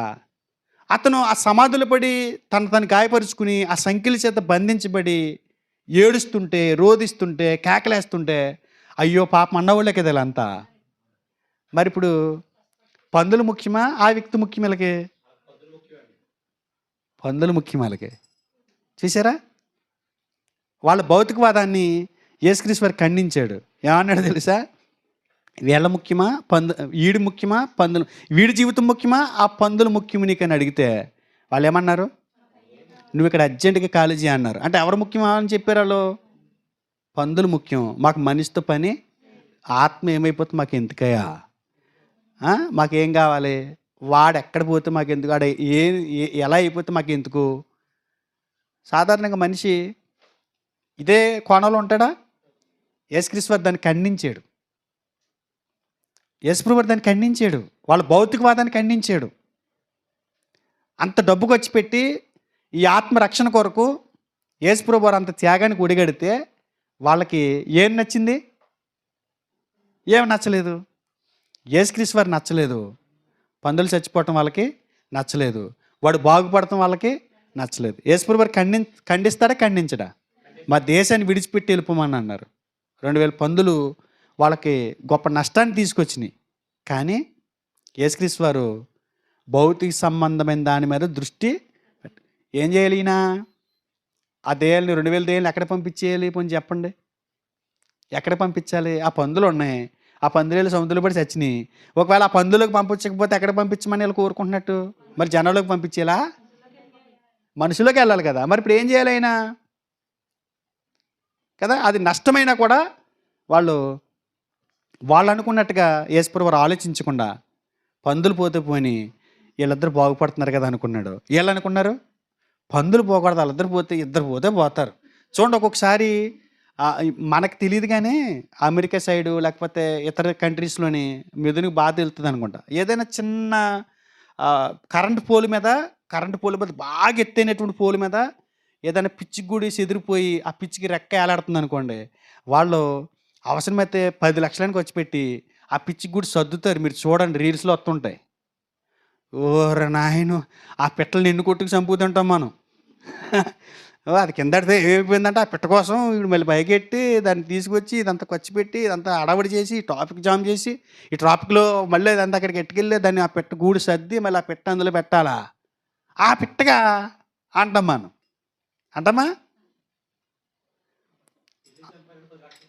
వేసారండి. అంటే వాళ్ళు ఎలా ఉంటుందంటే పిల్లి ప్రాణానికి అంత విలువ ఇచ్చారని అంటే మనిషి ప్రాణానికి ఇంకెంత విలువ ఇస్తారు చూడండి వాళ్ళు. ఆ మాత్రం దానికే కొన్ని మనం కూడా చూస్తుంటాం. మన గత గవర్నమెంట్లు అనుకుంటా ఎవరో ఒక ఆమె పెళ్ళైన తర్వాత ఉరికేసిందని చెప్పి కేసు పెడితే హెలికాప్టర్ 4 కోట్లకు వచ్చి పెట్టి తిరిగారు. గుర్తుందా? సముద్రం దగ్గర ఇంత కాబట్టి దూకలేదు. ఎక్కడ ఉంది ఇంటికాడ 4 కోట్లు ఖర్చు పెట్టారు అక్కడ ఒక మనిషి కోసం. సందర్భాన్ని బట్టి అప్పుడు 4 కోట్లు ఖర్చు పెట్టారు, ఈయన గారు అని అనలేదు ఎవరు. మనిషి ప్రాణం ముఖ్యం కదా అన్నారు. వీళ్ళు కూడా అలా అనుకోవచ్చుగా. అక్కడ అంత నష్టాన్ని తీసుకొచ్చినప్పుడు యేసుప్రభువు వారు అనుకున్నాడు పందులు పోతే పోనీయండి, మా అన్నయ్య కొడుకుని బాగు చేశారండి అని అంటారు అనుకున్నాడు. కానీ వీళ్ళు ఏం చేశారు? చాలా నిరాశ వచ్చేసింది. ఏ రకమైన నిరాశ అంటే వాళ్ళ భౌతికవాదాన్ని ఈ అవసరమా వాడ అవసరమా అన్నట్టుగా యేసుప్రభువు వారు చేసినటువంటి అద్భుతం వాళ్ళకి అనిపించింది. వాళ్ళు అనుకున్నారు అబ్బో ఈయన మామూలుడు కాదు, ఇప్పుడు 2000 పందులు పోని మళ్ళీ ఆ ఏరియాలకు వెళ్తే ఆ పందులు లేపేస్తాడు, ఈ పందులు లేపేస్తాడు, ఇక్కడ ఈయన్నే ఉంచకూడదు అనుకున్నారు. ఏంటి ఇప్పుడు ఇంతకీ ఆయన చేసిన పని ద్వారా ఏం చెప్పాడో తెలుసా? వాళ్ళ భౌతికవాదాన్ని ఆయన తీవ్రంగా ఖండిస్తున్నాడు. ఒక మనిషి బాగుపడి బట్టకట్టి తన జీవనాన్ని సాగిస్తే అది దేవునికి సంతోషాన్ని ఇస్తుంది. ఈ రోజుల్లో కూడా ఎలా ఉన్నారు తెలుసా? ఎలా ఉన్నారు చెప్పాలి? ఏడి మీ ఓడేడు రాలేదా ఫోన్ చేస్తున్నారు. వెళ్ళిపోయి ప్రార్థన ఉందంట. ఇవాళ ప్రార్థన ఏంటి? ఆదివారం కదా అంటే మంగళవారం కూడా పెట్టారంట. ఎక్కడికి సువార్త అంట. వెళ్ళిపోయాడు.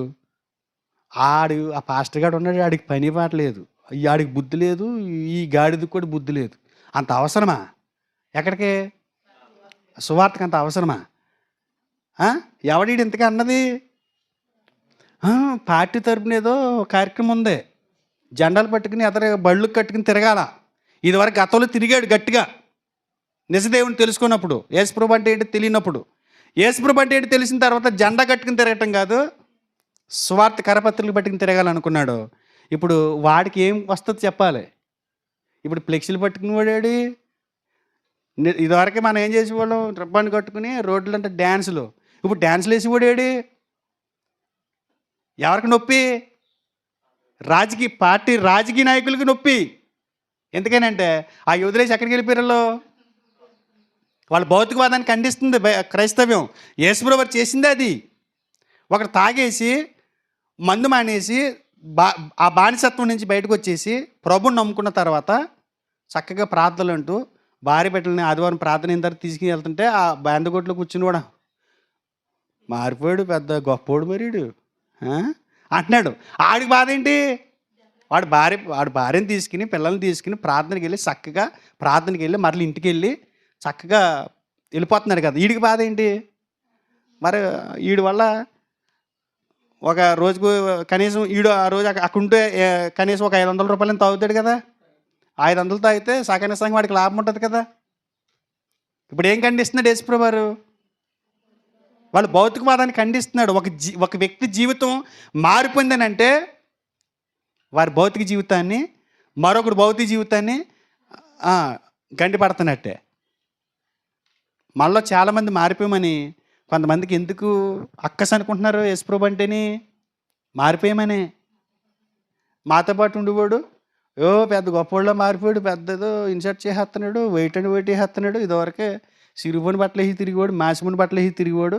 బాబు ఎంత స్టైల్ కొట్టేస్తున్నాడు అంటే వాళ్ళకి సింపేసుకుని, వాళ్ళకి మురికి రాసేసుకుని, వాళ్ళకి సిముడు పాయం వేసుకుని, వారిలాగా బెందగుట్లో తూలత పాలతా ఆ చెట్ల దగ్గర అలా పడిపోయి ఆ గ్లాసుల్లో పొరులాడుతూ ఉంటే అలా బాగుంటుంది. యేసుప్రభు వారిని ఎందుకు నమ్మట్లేదు?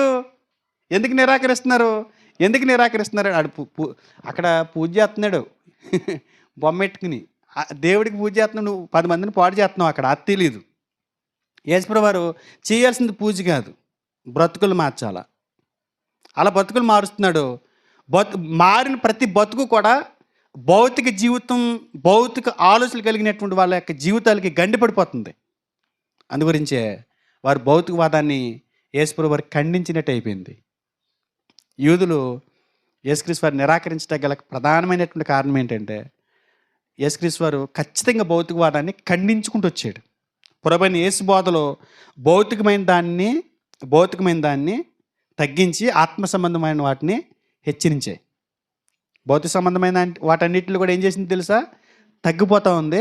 ఆత్మ సంబంధమైనవన్నీ హైలైట్ చేసుకుంటూ వచ్చాడు. ఒక మాట చూపిస్తాను చూడండి, మీకు కూడా అన్న నొప్పి పుడుతుందేమో. లోకస్వార్త 12:15 వచ్చిన చూడండి. మరియు ఆయన వారితో, మీరు ఏ విధమైన లోపమునకు ఎడమియక జాగ్రత్త పడుడి. ఒకని కలిమి విస్తరించుట వాని జీవమునకు మూలము కాదనెను. ధనవంతులై ఉండగోరడాన్ని వ్యర్థం. ఒకడు కలిమి విస్తరించుట వాడి జీవానికి మూలం కాదు అని యేసుప్రభు వారు చెప్పాడు. ఇప్పుడు ఇది ఎలా ఉంటుందో చెప్పాలి. ఈ సన్నివేశం ఎక్కడిది? మీరు పైన చదవండి 13 వచ్చును. కాదండి, ఒకడు బాధకుడ పిత్రాజిత్వం అంటే మా తాత ఆస్తి లేకపోతే మా నాన్న ఆస్తి మేము పంచుకోవాలనుకుంటున్నాం. మా అన్నయ్య నేను దానికి వాట వేయటానికి సరైన ఎవరు తగలట్లేదు. దాన్ని సెటిల్మెంట్ చేసేటప్పుడు చాలా గొడవ కింద ఉంటుంది. నువ్వు వస్తే ఏం చేస్తాం? పంపకాలు నువ్వు చేతి కట్టుకుంటుంది, న్యాయంగా చేస్తావు, నువ్వు రా అన్నాడు. ఈయనేమన్నాడు తెలుసా? ఈయనేమన్నాడు? అరే నన్ను అసలు తీర్పరిగాను ఓటాలు వేసేవాళ్ళగా ఏ ఆస్తుల పంపకాలు చేసేవాళ్ళగా రిజిస్టర్ ఆఫీస్ ఏంటంటే నేనా మీకు అని అన్నాడా? అని కింద ఏమన్నాడు?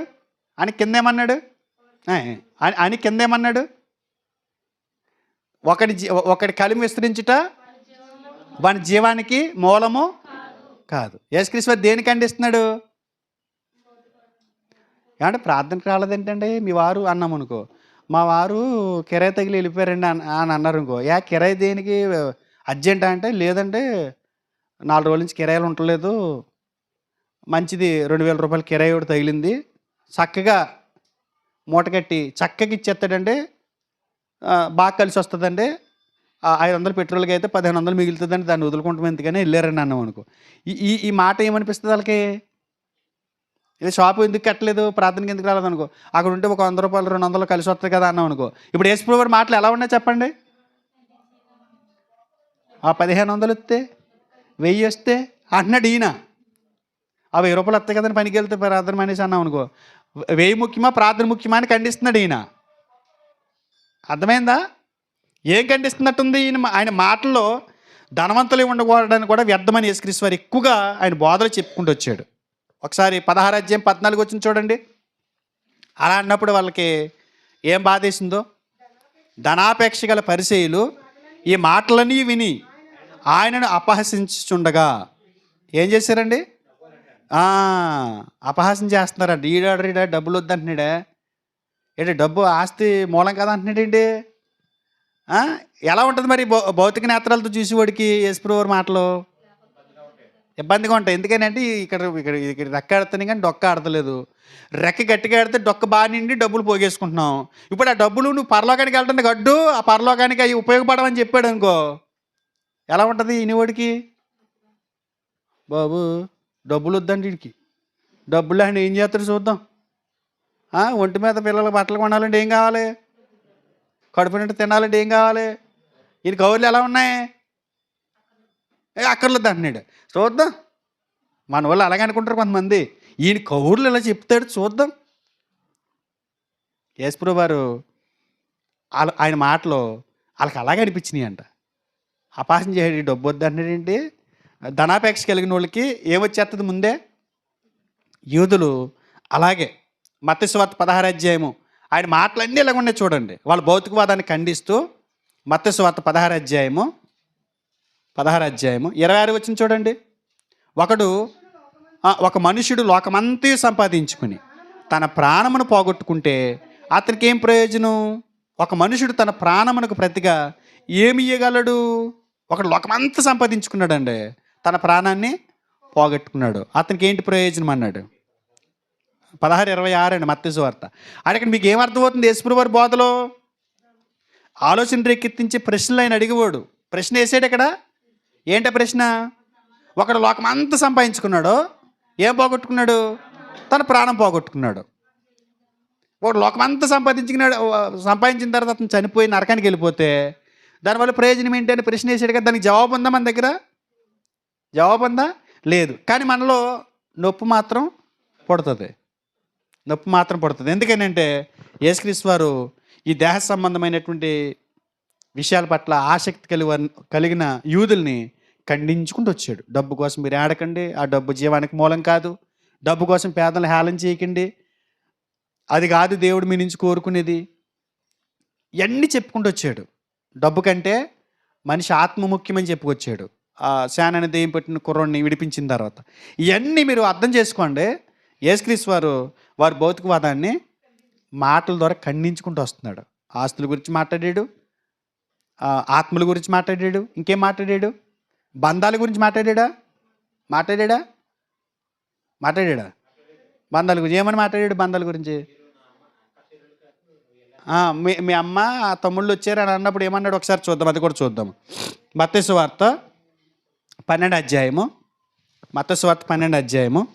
46 నుంచి చూద్దామా. ఆయన జనసమూహంతో ఇంకా మాట్లాడుచుండగా ఇదిగో ఆయన తల్లియు సోదరులను ఆయనతో కూడా మాట్లాడగోరుచు వెలుపల నిలిచి ఉండిరి. అప్పుడు ఒకడు, ఇదిగో నీ తల్లియు నీ సహోదరులను నీతో మాట్లాడవలనని వెలుపల నిలిచి ఉన్నారని ఆయనతో చెప్పాను. అందుకే ఆయన తనతో ఈ సంగతి చెప్పిన వాడిని చూసి, నా తల్లి ఎవరు, నా సహోదరులు ఎవరు అని చెప్పి ఏమంటున్నాడు? నా సోదరులు ఎవరు, నా తల్లి ఎవరు? వచ్చింది నిజంగా వాస్తవానికి భౌతికంగా లిటరల్గా వాళ్ళ తల్లి వచ్చింది. ఆ తల్లికి ఈయన పుట్టిన తర్వాత పుట్టినటువంటి పిల్లలు వచ్చారు. వాళ్ళు చూసి ఏమంటున్నాడు ఈయన? నా తల్లి ఎవరు, నా తమ్ముళ్ళు ఎవరు అని అనేసరికి అక్కడ వాళ్ళకి ఏమనిపిస్తుంది చెప్పండి?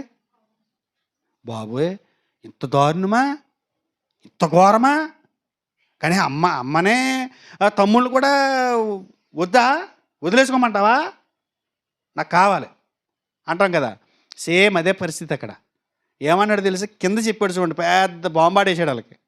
తన శిష్యుల వైపు చేయి చాపి, ఇదిగో నా తల్లి, నా సహోదరులు. పరలోకమందు నా తండ్రి చిత్తం చొప్పున చేయవాడే నా సహోదరుడు, నా సహోదరియు, నా తల్లి అనెను. ఇప్పుడు బంధాలకు కూడా ఏం చేశాడు ఈయన? బ్రేక్ వేసాడు. వాక్యానుసారంగా తండ్రి చిత్తాన్ని ఎవడైతే చేసి సంఘంలో కట్టుబడి ఉంటాడో వాడే నా సోదరుడు, వాడే నా అన్న, వాడే నా తండ్రి, ఆమె నా తల్లి. ఇది ఎలా ఉంటుంది యూదులకి? అటు వదిలేసుకోమంటావా? వదిలేసుకోమన్నాడా? ఇప్పుడు వదులుకోకపోతే ఏం చేయాలి? వెందకొట్లో కూర్చోవాలి వెళ్ళి. అన్నము తాగుబోతూ, తమ్ముడేమో తాగుడు బతుకు నుంచి బయటకు వచ్చేసాడు. ఇప్పుడు అన్న అంటున్నాడు ఏమని? నన్ను వదిలి వెళ్ళిపోయావంటారా అంటున్నాడు. మరి ఆయన వదలకుండా ఉండాలంటే ఏం చేయాలి? తమ్ముడు ఆడితో కలిసి క్వార్టర్ వేయాలి, ఇద్దరు కలిసి. తమ్ముడేమో ఓడి చెప్తాడు, అన్నేమో ఓడి చెప్తాడు, అక్కేమో ఓడి చెప్తుంది, చెల్లెమో ఓడి చెప్తుంది. అక్క అంటది కనీసం నా కూతురు ఫంక్షన్ పెట్టుకుంటూ రాలేదేంటి నువ్వు అంటది చెల్లిని. ఆదివారం పెడద్ది. ఈ ఆదివారం ఈ బైబిల్ చెప్పిపోవడము, ఈ పాస్టము తినేస్తాడు, ఆదివారం మానేస్తే ఈ గోల. అయ్య బాబా, కనీసం బంధువులు ఫంక్షన్ కూడా వెళ్ళటానికి లేదా? ఇలాగ మళ్ళీ ఇలా తిప్పేసి మామూలుగా సీనియర్ ఎన్టీఆర్ లాగా. అసలు మామూలుగానా? ఏమనిపిస్తుంది? భౌతికవాదాన్ని ఖండించినట్టుందా? ఆ రోజు ఈరోజు ఇదే పరిస్థితి. యేసుక్రీస్తు వారిని అంగీకరిస్తే అందరిని వదిలేసుకోలేని బాధలకి. యేసుక్రీస్తు వారు అందరిని వదిలేసుకోమంటలేదు, అందరిని వదులుకోవడానికి కూడా కారణం చెప్పాడు ఆయన. అందరిని ఒక్కొక్కసారి వదిలితేనే మనకు దొరుకుతాయి, వదిలితేనే మనకు దొరుకుతారు. నువ్వు గట్టిగా పట్టుకున్నంతకాలం వాళ్ళు నీకు దొరకరు. అంటే మనిషి లిటరల్గా నీ దగ్గర ఉంటాడేమో, వాడి జీవితం నాశనం అయిపోద్ది. నాశనం అయిపోతున్న వాడిని ఒకసారి వదిలి చూడు, వాడి జీవితం బాగుపడుతుంది. కొంతమందిని వదిలేయాలి, కొన్నిటి కోసం వదిలేయాలి. యేసుప్రభువు వారు అలాగే చెప్పుకొచ్చాడు. మా అమ్మ నా తల్లి. అసలు నా తల్లికి నేను పుట్టినప్పుడు దేవదూత ఏం చెప్పింది, నా తల్లి ఏమని తీర్మానం చేసుకుంది, ఆ మాటలు భద్రం చేసుకునే ఉంది కదా. మరి నా తల్లి అయిన మరియా నేను ఇక్కడ దేవుని చిత్తాన్ని నెరవేరుస్తుంటే ఎందుకలా ఊళ్ళంటే తిరుగుతున్న తమ్ముళ్ళు మాటలు ఇచ్చుకుని అని బాధపడ్డాడు ఆయన. మరియని తక్కువ చేసే ప్రయత్నం కాదు, కానీ మరియా చెప్పాలి ఎవరికి? తమ్ముళ్ళకి. తండ్రి పనుల మీద వచ్చాడురా అన్నయ్య అని. కానీ వాళ్ళ మాట ఇచ్చుకుని ఇప్పుడు కూడా ఏమంటుంది వచ్చి, మీరు పై సందర్భం చదవండి, మా అన్నయ్యకి మతి చెల్లించిందని చెప్పారు తమ్ముళ్ళు. అలా తిరుగుతూ ఉంటాడు వాడికి పిచ్చా. సేవ అంటే తిరుగుతూ ఉంటాడు వీడు. చూడు చక్కగా కష్టపడి డబ్బులు దాచుకుంటున్నాడు అనుకుంటారు, కానీ ఈడు దాచిన డబ్బులు ఇక్కడికే పరిమితి, వాడు దాచుకున్న డబ్బులు అక్కడ ఉంటాయి. కానీ యేసుప్రభువు మాటలో ఉన్నటువంటి ఆంతర్యం వాళ్ళకి అర్థం కాల. కేవలం రక్తమాంసాలే ప్రధానంగా బ్రతుకు కోరేవారు యేసుక్రీస్తు వారిని అంగీకరించలేరు. రక్తమాంసాలకు మాత్రమే పరిమితి అయిపోయినటువంటి వ్యక్తులు యేసుక్రీస్తు వారిని రక్షకుడిగా అంగీకరించలేరు. రక్తమాంసాలు మాత్రమే ప్రధానమైనగా పెట్టుకున్నవాడు ఏం చేస్తాడు? యేసుక్రీస్తు వారిని హృదయపూర్వకంగా అంగీకరించలేడు. కాదా? ఇవాళ ఆ భేదాలు లేవా? ఉన్నాయా? ఇప్పటికీ ఉన్నాయి. దేవుని కంటే వస్తువులను ఎక్కువగా ప్రేమించే వాళ్ళు ఉన్నారు, దేవుని కంటే ఈ లోక సంబంధమైన వాటిని ప్రేమించే వాళ్ళు ఉన్నారు. అలాంటి వాళ్ళకి యేసుక్రీస్తు వారు ఏం చేస్తాడో తెలుసా? వాళ్ళ వాదాన్ని ఖండిస్తారు. ఎలాంటి వాళ్ళకి యేసుక్రీస్తు వారు నచ్చుతాడా? యూదులకు నచ్చాడా? ఎందుకు నిరాకరించారు? సిలువేయండి అని ఎందుకన్నారు తెలుసా? ఇవన్నీ పిట్టింగ్లన్నీ పెట్టాడు. ఆ పిట్టింగ్లన్నీ వాళ్ళకి ఏమైనాయి? బాగా బిగుసిపోయి చంపేస్తే గొడవ వదిలిపోద్ది. ఎంత నాశనం చేసి పడేసాడు రా వ్యవస్థ అంతా. తల్ల కిందలు చేసి పడేసాడు. జీవితం అంటాడు, పరలోకం అంటాడు, డబ్బు వద్దు అంటాడు. ఇవన్నీ ఈ పార్టీలు ఏమైపోవాలి, రాజకీయ నాయకులు ఏమైపోవాలి, ఈ ఆస్తులు ఏమైపోవాలి, వ్యాపారాలు ఏమైపోవాలి, ఈ తొత్తర బతుకులన్నీ ఏమైపోవాలి అన్నట్టుగా గొడవలకి కదా. దెబ్బ మీద దెబ్బ. ముందు దెబ్బ ఏంటి? నిరాశ. ఇంకో దెబ్బ ఏంటి? సిలువేయండి, అవసరం మీద రక్తం మా మీద పడినవ్వండి. ఎందుకంటే వాళ్ళకి వద్దు, ఈయన ఉండకూడదు అంతే. మళ్ళా కూడా కొంతమందికి నాలాంటి పాస్టర్ని కూడా అలా చేసేయాలని ఉంది. అయ్యి బాబోయ్! తినేస్తాడు. 4 రూపాయలు సంపాదించుకున్నవాడు న్యాయంగా చేయాలంటాడు. న్యాయంగా చెప్తే ఈడు ఒప్పుకుంటాడా? ఎవడు? న్యాయంగా చెప్తే ఆడు ఒప్పుకోడు. ఎవడు? కస్టమర్. మోసం చేసేయండి, మమ్మల్ని మోసం చేసేయండి ప్లీజ్, మోసం చేసేయండి ప్లీజ్ అంటాడు ఆడు. ఈడు పైగా ఎటువంటిడు ఈడు? స్ట్రా వేస్తాడంతే, మొత్తం పీల్ చేస్తాడు. ఈ మొత్తం వ్యవస్థ అంతా చెడిపోయింది. ఆ చెడిపోయిన వ్యవస్థలోని నాలంటాడు వాక్యం ఎలా అనిపిస్తుంది? ఈయన బతకలేడు, ఏదో పట్టుకొచ్చేది అతను అనుకుని అలా ఏదో ఈయన బాగుంటాడు, మేము బాగుంటాం, అందరం బాగుంటాడు, మనం అనుకుంటే ఈయన అంటాడు మీరు కరెక్ట్గా ఉండండి, మీరు అందరూ కట్టుకుంటే మనం కట్టుకుండా వచ్చండి అని అనుకుంటున్నారు అనుకోండి. అసలు ఈ కరెక్ట్గా ఉండటం అనేది ఇంకా రాబోయే కాలంలో కష్టం. ఇప్పుడు కనీసం 10 మంది ఉన్నారు 100కే. ఏది మనస్సాక్షి పనిచేసి అయ్య బాబు అలా ఉండకూడదు ఇలా ఉండకూడదని. ఇంకొక సంవత్సరం 2 సంవత్సరాలు 10 మంది కూడా పోతారు అందులోకి, ఆ గ్రూపులోకి. ఒక్కడు ఉంటే ఆడి పని ఏమవుతుందో చెప్పాలి. కష్టమైనా సరే. ఎందుకంటే యేసుప్రభువు వారు భౌతికవాదాన్ని ఖండిస్తున్నారు. రక్తమాంసాలు ప్రధానంగా ఎంచుకునే వాళ్ళని ఆయన ఒప్పుకోవట్ల. అందుగురించే క్రీస్తు బోధనల్ని వాళ్ళు అభ్యంతరం పెట్టేవిగా అనుకుని యూదులు ఏం చేశారు తెలియదు, యేసుక్రీస్తు వారిని తీవ్రంగా నిరాకరించారు, దూరం పెట్టారు ఆయన. తర్వాత యూదులు యేసుక్రీస్తు వారిని అంగీకరించకపోవడానికి మరొక కారణం ఏంటంటే ఆయన వారి పారంపర్యాచారాలని ఖండించాడు. వారి పారంపర్యాచారాలని ఖండించాడా? వారి మత సంబంధమైన ఆచారాలని, వారి పారంపర్యాచారాలని యేసుక్రీస్తు వారు తీవ్రంగా ఖండించాడు. యూదుల్లో ఒక యోధా తెగల్లో ప్రాముఖ్యమైనటువంటి ప్రాధాన్యత కలిగినటువంటి వాళ్ళు ఎవరో తెలుసా? శాస్త్రులు, పరిసయ్యులు. వీళ్ళు యోధా తెగల్లో చాలా ప్రాధాన్యత కలిగిన వాళ్ళు, అతి ప్రాధాన్యత కలిగిన వాళ్ళు.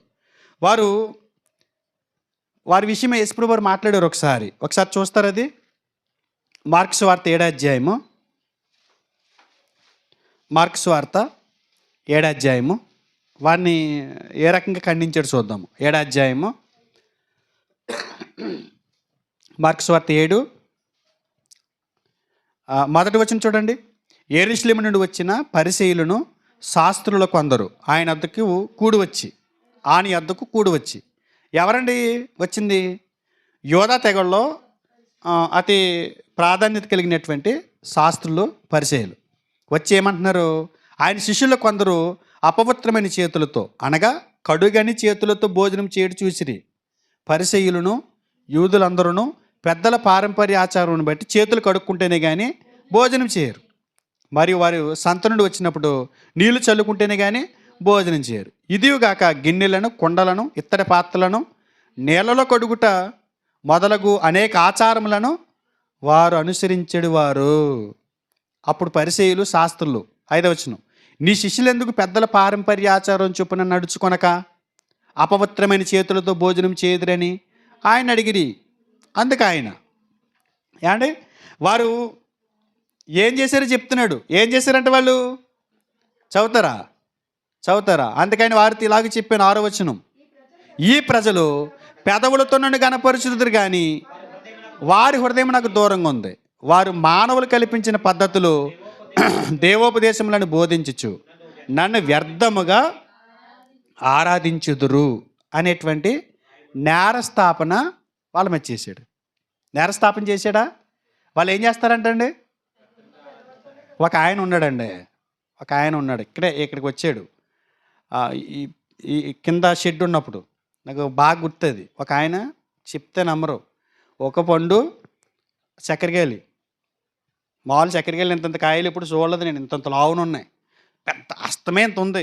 ఇది ఎంత ఉంది అస్తం అన్నట్టు ఉంది. పట్టుకొచ్చి ఆవుని బతిమాలుతున్నాడు. ఇట్రీ అంటాడు. అదేమో దానికి చిరాకు వచ్చేసి అటు తిరుగుతుంది. అవి కూడా ఫుడ్ మార్చుకున్నాయి మనకు మీలుగా. ఇదివరకు చక్కని అన్నం తినేవాళ్ళం, ఇప్పుడు ఫ్రైడ్ రైస్ ఉంటేనే కానీ ముద్ద దిగుతులేదు, పలావ్ ఉంటేనే కానీ కడుపు నిండుతులేదు. ఇది ఎంత తిన్నా కూడా ఆ పలావ్ ఒక ముద్ద అడిగేదాడికి అమ్మాయి తిన్నట్టు ఉంటుంది. అవి కూడాను పేపర్లోనో కాగితం ముక్కలు అలవాటు అయిపోయి పోస్టర్లోనో అట్టుబొళ్ళు కూడా తినబుద్ధి వేయట్లేదు వాటికి. పచ్చగడ్డి అసలు ముట్టుకుంటలేదు. అట్టుకొచ్చి అట్టుపండు కూరేస్తున్నాడు, నోటు పెట్టుకుని సహం నొక్కేసి వదిలేస్తుంది, కింద ఆడేస్తుంది. ఏంటి ఇలా ఇంత ఖర్చు పెట్టి ఇంత చేస్తున్నాడు అనేదాడికి వెళ్ళిపోయాడు. వెళ్ళిపోయిన తర్వాత ఇక్కడ పాలు తీసి కూడా ఒక అతను అంటాడు, కనీసం అమ్మా నాన్న కూడెట్టడండి వీడు, అమ్మా నాన్నలు పట్టించుకోడండి వీడు, దీనికి చక్కెరకెళ్ళి పొడలట్టుకొచ్చి అస్త్రం పొడలట్టుకొచ్చి బతిమా అంటున్నాడు దాన్ని అన్నట్టుకొని యేసుప్రభువు వారు ఇక్కడ ఇలా గంట టికి టికి టికి మంది చుట్టూ తిరుగుతున్నాడు. ఇల్లగా వాళ్ళ అమ్మ ఫోన్ చేసింది, నోర్మై పెడపా అంటున్నాడు. నాకు ఫోన్ చేసేవాడిని తోలు తీసేస్తాను అంటున్నాడు. ఇక్కడ చెట్టు చుట్టూ తిరుగుతున్నాడు. ఇక్కడ నాకు ఫోన్ చేసేవాడిని ఎంత చూస్తాను అన్నాడు. ఎవరిని? ముసలి తల్లిని. ఇక్కడ మాత్రం ఏమట్టి తిరుగుతున్నాడు? పొద్దున్న లేచిపోయి తిరిగి అతను టికి టికి టికి అంటానా. చాలా బాధేసేసింది యేసుప్రభువు మాట. ఇది వినపడితే వాళ్ళకే బాధేసేస్తుంది. నా చుట్టూ తిప్పుతారు గంట. అవదు గంటగా గంటలు మోగించి వచ్చింది. చెప్పాడు చూడండి, నేనన్న మాట కాదు, కింద చెప్పాడు చూడండి 11 వచ్చును 10. నీ తల్లిదండ్రులను గణపరచవలనని తల్లినైనను తండ్రినైనను దూషించేవానికి మరణశిక్ష విధింపవలనని మోసే చెప్పాను కదా.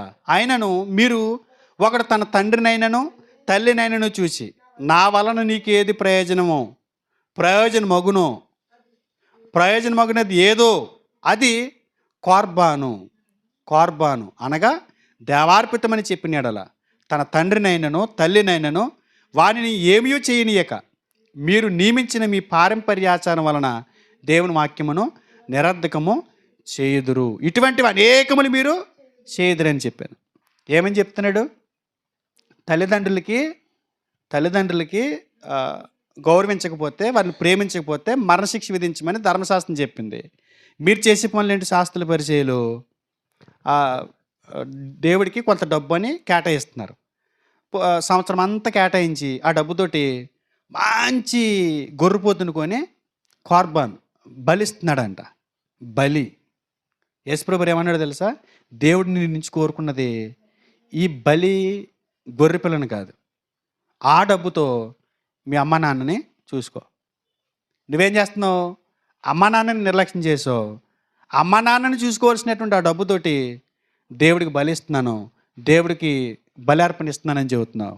అది తప్పు. చాలామంది ఈ మాటలకి ఎలా స్పందించుంటారో చెప్పాలి. ఎక్కడికి రా ట్రాక్టర్ మీద వెళ్ళిపోతున్నారు.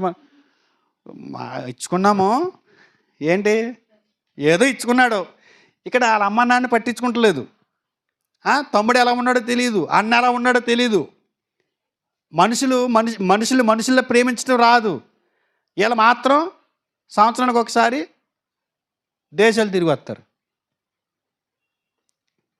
నీ అమ్మ చుట్టూ తిరిగితే దేవుడి చుట్టూ తిరిగినట్టే, నీ నాన్న చుట్టూ తిరిగితే దేవుడి చుట్టూ తిరిగినట్టే.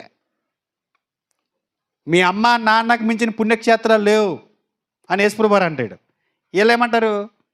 ఎక్కడెక్కడో తిరగదు. నిజంగా ఈ మాటలు ఎలా అనిపిస్తే చెప్పాలి, తలకే తీసేసినట్టు ఉంటుంది. ఎవరికి? ఆ పనులు చేసేవాళ్ళకి. ఈడెవడరీడా ఇలా చెప్తున్నాడు? ఏం ఖండించాడు ఆయన?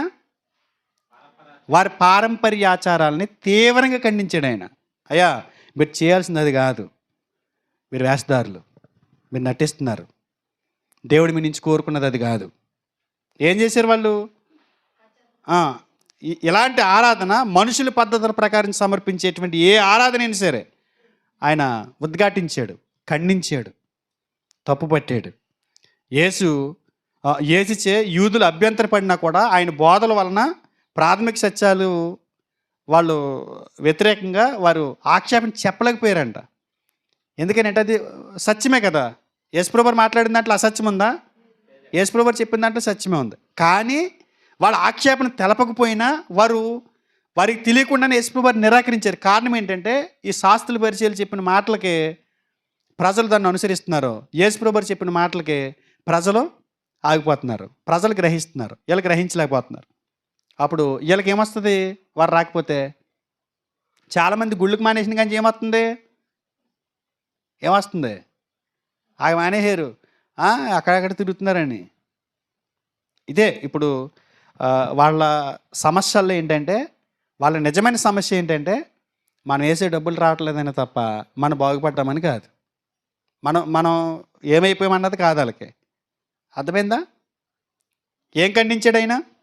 వారి మతాచారాలని ఖండించాడు, వారి దోషాలని ఎత్తి చూపించాడు. మార్పు చెందటానికి వాళ్ళు ఇష్టపడలా, మార్పు చెందడానికి వాళ్ళు ఇష్టపడలా.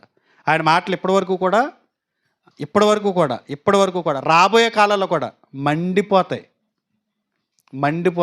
సేమ్ పట్టేపకే చిన్న బాటిల్ తీసి మూత తీసి అందులో వేసేసినట్టే. లోన అది రగిలిపోతుంటుంది, డబ్బా బయటికి రాదేమో కానీ లోన మాత్రం పొగొచ్చేసి మంట వచ్చేస్తుంటుంది. యేసుప్రభువు మాటలు అలాంటివే. మనలో కూడా కొంతమందికి వాస్తులు చూసుకుంటూ ఉంటారు. ఈ మాటలు ఏమనిపిస్తాయి?